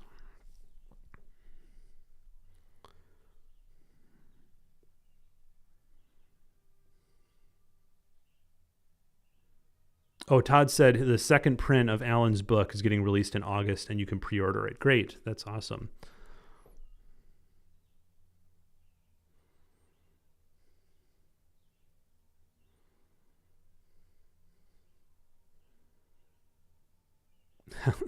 Lubo in China. Yeah, I don't know if I want to lie about becoming a father. I don't think so. That's funny though. Question: do you absolutely need a narrowband filter? I shot 6 hours on Eastern Vale from Bortle 7, and it turned out pretty boring. No details at all. Yeah, well, no, you don't need a narrowband filter, but you have to then think about what you're shooting, right? So there's certain dim emission nebulae that are going to not really come out well without some kind of filter. And so, but you can still, there's still so many things in the sky, but you have to think more about maybe you can do the bright emission nebulae like the Messier objects, like Lagoon Nebula, but the dimmer ones are going to be hard without some kind of filters. But there's still other things you can shoot, like star clusters, galaxies, reflection nebulae, dark nebulae, all kinds of things. Can free software get similar results like PixInsight? Which ones can I go to? Good question. Yeah, the one I recommend the most is Siril, Siril. It's sort of like a light version of PixInsight. And what I mean by that is that it has a lot of the good basic features of PixInsight. It's just not going to have every bell and whistle and every advanced feature that you can get there. But for most people, I'd say you can do you could get similar results. If you're a super advanced imager, then you probably want to go with PixInsight eventually, but you can definitely get started in Siril. And it also is the one that I'd recommend if you think you might eventually go to PixInsight. A lot of the language and processes are similar in Siril. And again, that's Siril. Danielle said, will you do another astrophotography critique for 200,000 subscribers? Just kidding. Yeah, I don't plan to, just because I have all these other projects going right now and it's so much work with those critiques. I think, the past 3 times I did it, what I did was I opened up the critique period where you could send me in images, and it lasted several weeks. And so then I would get hundreds and hundreds of images and review them all. I think the next time I do it, I'll open it up and it'll be open for maybe 1 day. And if you don't get your image in that day, then you're out of luck. Just to make it a little easier on me.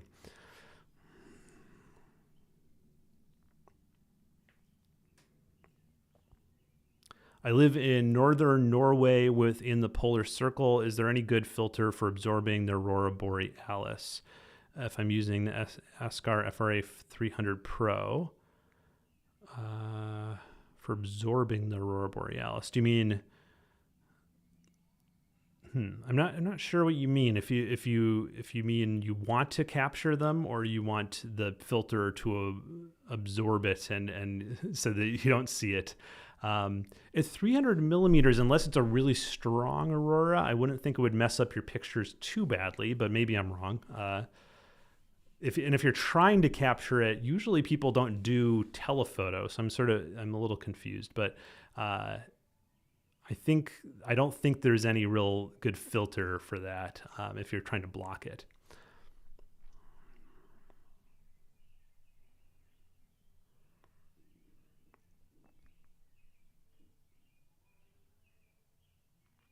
Richard said, I got a signed copy of Alan's book. It's beautiful and a fantastic resource. Are you working on a book?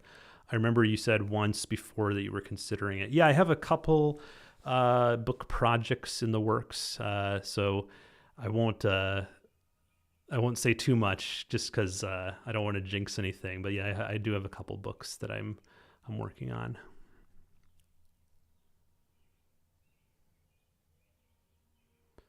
Okay, to avoid aurora, actually. Yeah, okay. I don't know. I don't think there's any filters that help avoid aurora. I think if the aurora is so bright that it's ruining your pictures, you're just out of luck that night, unfortunately.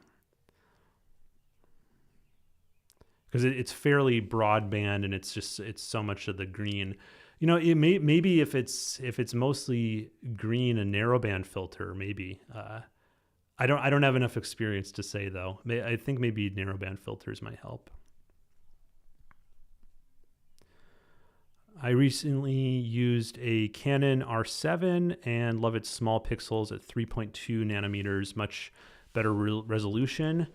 I wish there were more Astro cameras with smaller pixels. What are your thoughts? There's a fair amount. I mean, even the popular ones, the ASI 2600, 6200 series is 3.7 nanometers, so it's fairly close. And then that new 585 that I've been trying is 2.9.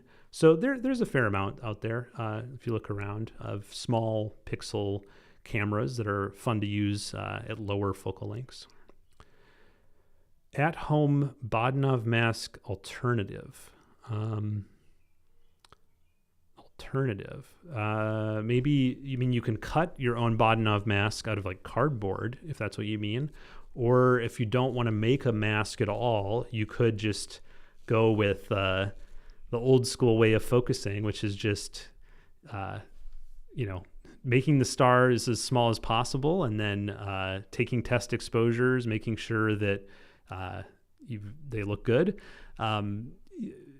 Depending on your system, you might find that you can sort of snap into focus, where it's like all of a sudden you'll see all these tiny little stars appear, and then you found focus. If you have your camera connected to a computer with like Astro software, what you could also do is just take a series of exposures and just look at what's called the HFR or FWHM number, which is a mathematical size of the stars, and basically just try to make that number as small as possible. That's basically what an autofocuser does, is it just moves the focus position until it makes that number as small as possible, but you can also do it yourself even if you don't have an autofocuser. Bob asked, do you have any weather safety monitors on your observatory? Not yet, Bob, because I don't even have the roof motorized. Don't have electrical even either. So right now it's just push the roof off and do my stuff and then push it back on. So I always have to be here. But eventually I'd like to get to all of that kind of stuff. Not so much because I'm ever going to be using the observatory when I'm not here, but just because if I feel like going to sleep, it would be nice to have it.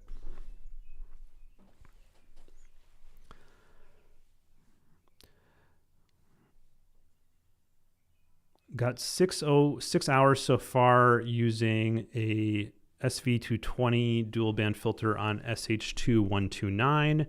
Would adding some time using just an O3 filter help pull out the squid? Definitely. So for anyone that doesn't know this object, let me find a picture of it.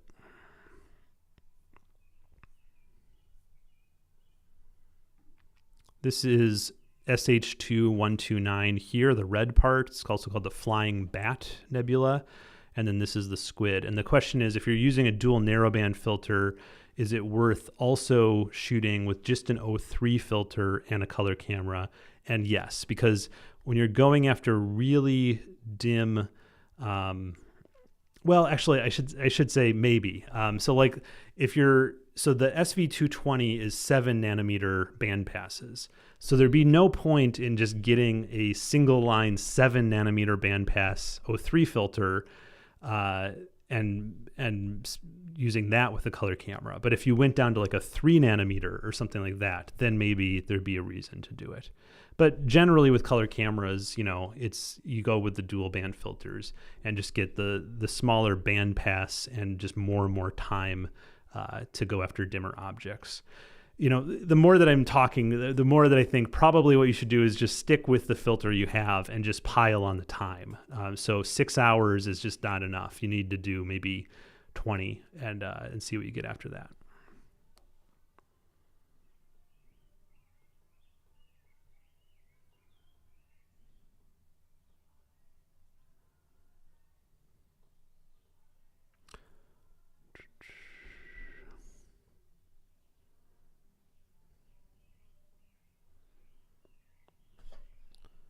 Ultimate, I can't read that word, but the Ultimate Something channel just finished their first astrophoto. It took my PC 24 hours and 500 gigabytes of storage to stack, but I did it. That's awesome.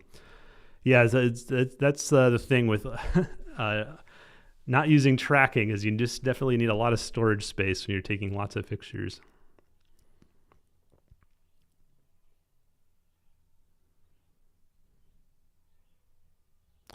Any recommendations for mono processing tutorials with Siril? I'm not quite ready to spend the $600 on PixInsight and plugins yet. I have a couple. I don't know what other people have, but I can show you mine. Let's see here. Processing with Siril.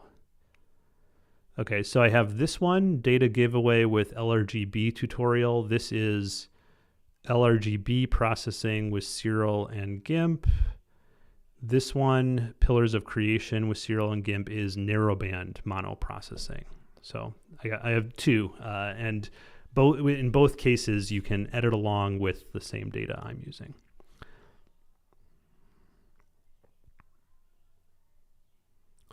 Have you ever shot the Sator region? I'm sure that I have, yeah. I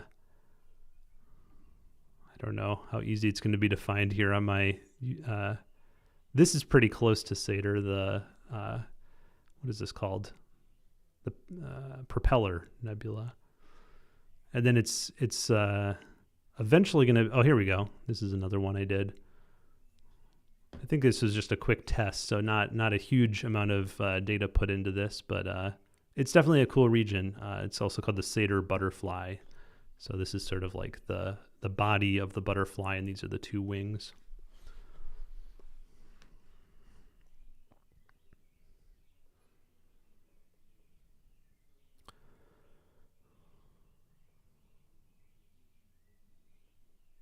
Oh, did I say nanometers when I meant micrometers? Thanks, Silhouette. Yeah, that's the thing with the live stream. I can't usually, for anyone that doesn't know, I write out a script for my videos, and it helps with just saying things wrong when you're just sort of in the moment like this. It's a lot easier when you have a script to go back on.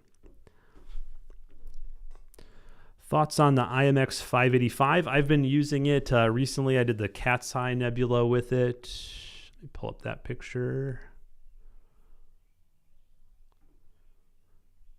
So this is, a mix of very short exposures to get the core there, and then longer exposures with that SV Bony filter we've been talking about to get the outer shell, with the color camera, the ATR 585C from TubeTech, but it's that same sensor, and yeah, it's great. I've had no issues with using it. It works like any other good astro camera. Noise seems definitely manageable, and you're just paying a bit less for a smaller sensor, but for a lot of objects or focal lengths, that's going to work great.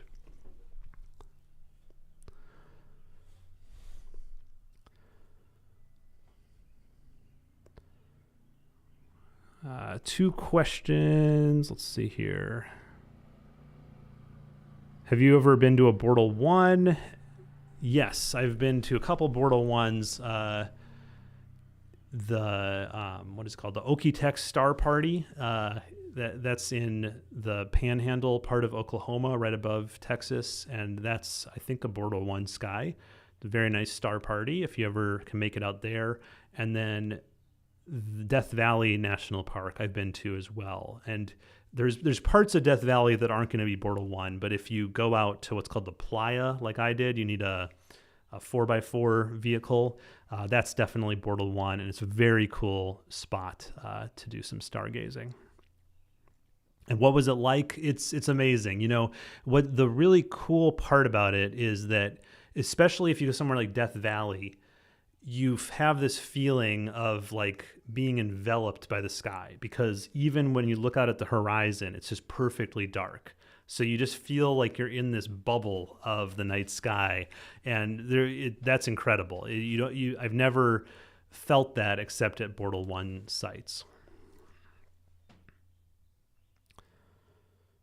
Have you ever photographed lightning sprites? No, I want to do those at some point. Those look so cool. I think a good person to follow to see those is Deep Sky Dude on, I think that's his name, Deep Sky Dude on Instagram. What are you doing today? Just tuned in. I hit 200,000 subscribers on YouTube here, so it's just a celebratory chat and Q&A. And we probably won't go too much longer. We've probably been at it for a while, 2 hours or something, but just talking.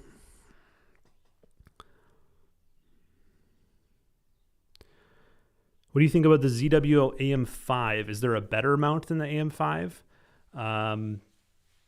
It depends on your purpose. You know, for right now, I think it's on sale with the tripod for $2,000, and that might be one of the best value propositions in mounts right now. So I think it probably is one of the best deals currently. Now there's new harmonic mounts coming out all the time with new features, so it might not reign supreme forever. I know Quiv has been reviewing other harmonic drive mounts, and Skywatcher has some coming out. So it's an evolving space. There's always new stuff coming out, but I do think the AM5 is a great deal right now. It's the downsides to it, I guess, are that we don't know about sort of like the long-term durability of harmonic drive mounts, and some people don't like ZWO's customer service. I've always been fine with it, so I haven't had an issue, but other people will give you other opinions. I've been using the AM5 mostly, you know, without the counterweight as more of like a travel scope. But I like the AM3 for that too, because it packs even smaller, because it's a little smaller version of the AM5. Oh, and Dustin mentions the Pegasus Nix 101 will outperform the AM5, and also very light and easy to manage. Yeah, and I did a review comparing the Nix 101 to the AM5, so you can check that out. Pegasus has it's a great team over there out of Israel.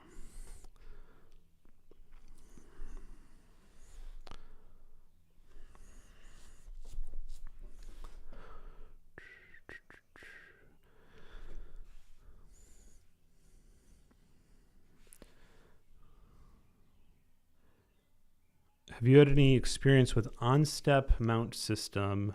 Oh, message just disappeared.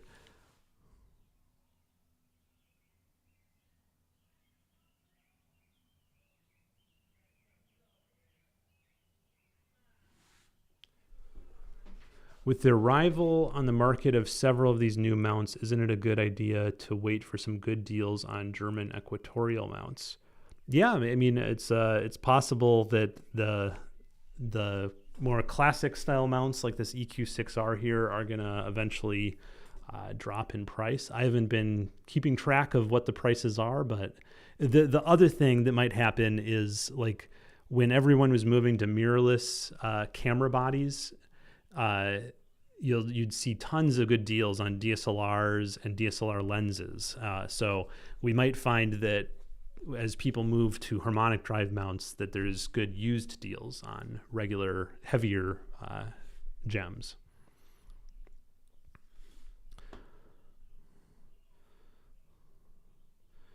Have you had any experience with on-step mount system? I managed to score a 14-inch Newtonian with a super bulky German EQ mount, and I need to try and make it computer controllable.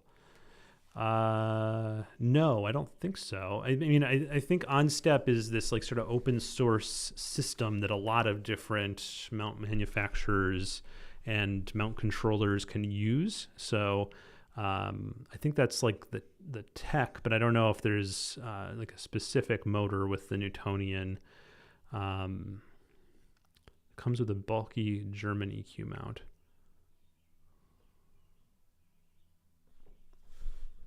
Yeah, I don't have any specifics on how to make that work. I think I heard who was it? Someone on YouTube was recently talking about OnStep. If anyone in the chat can remember, I don't remember now. Why does PixInsight sometimes fail to stack some light subframes in weighted batch preprocessing? Also, is it possible to create synthetic flat frames without having calibrated frames in PixInsight?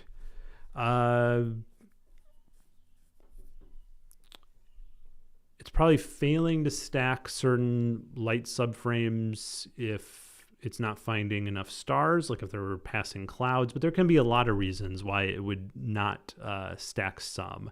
So it's a good idea to like, if you're interested in all this stuff, like learn manual calibration in PixInsight, because I think that WPP I find is sometimes a little bit of a black box in terms of why it's rejecting certain things. So you might be able to figure things out a little bit better by just learning sort of the manual way of calibrating. I don't have much experience with synthetic flats. I always just recommend people learn how to take regular flats and work that out. Spend your time on that rather than spending time on synthetic flats. Thanks, Todd. Yeah, I'll see you at the next Sunday chat here. That's something we do with Patreon. Do you know the UMI Proxisky mounts? I use their first gen UMI 17 for a year now. I love it. It is using OnStep. Okay, so that's someone who's using OnStep there. I do know about them. I think they're also called like Meow Astro, and I'm in contact with them. Maybe eventually I'll review one. The first time I was going to review one, the timing just didn't work out. But hopefully eventually I'll get one to check out. Oh yeah, that was it. Quiv the Lazy Geek was the one who was talking about OnStep, because I think a lot of the new harmonic drive mounts that he's been using use that technology.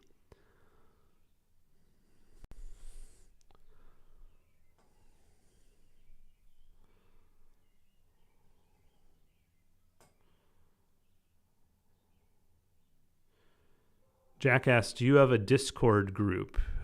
Yes. Let me see if I can put that in the chat here. I don't know if it's going to allow me to put in a link. I don't know. Well, the invite is discord.gg/Nebula Photos, if you want to join that. And so I have a public side to the Discord that has a few channels. And then if you join my Patreon, you can get all the channels. And in the Patreon side, we also do a monthly imaging challenge. So it's just something for fun. But then we vote on who sort of came up with the best image each month. And then I put that on my Patreon. And so each month we do a community pick, and then we also do Nico's pick. And the challenges are different each month. Like this one was that you had to limit your integration time to 1 hour, but this month it's just emission nebulae. So it's different every month. I try to just mix it up.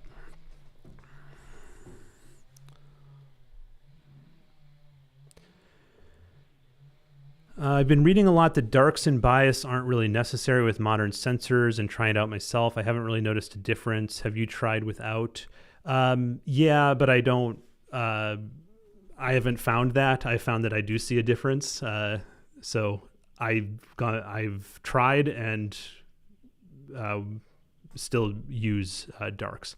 With some modern sensors, I don't use bias. I instead just use the darks for your flats and darks for your lights, but I do use both. What do you think of Sharpstar 76 EDPH and that combo with a D750?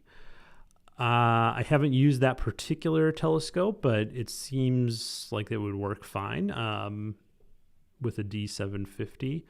Let me look it up here. Let me just, because I don't really remember the...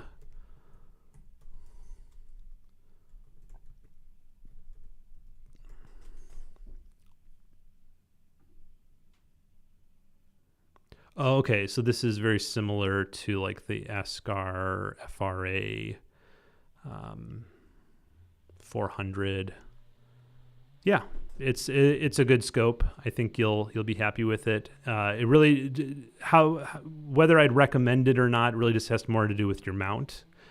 So I think this might be a little bit heavy for like a GTI, but if you have something like a Skywatcher HEQ5 or a ZWO AM3, this would work well.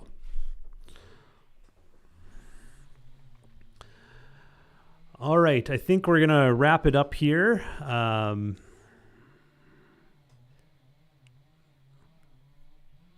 Thanks everyone for coming to this little experiment of a live chat. Maybe I'll do it again sometime.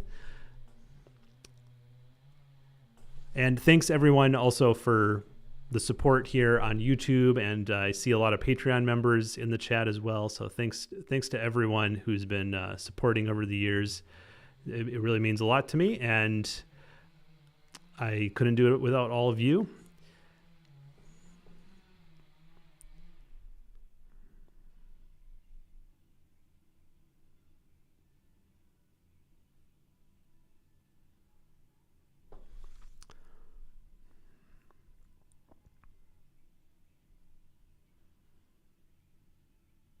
All right. Thanks, everyone. I'm going to sign off now if I can figure out how to stop the stream.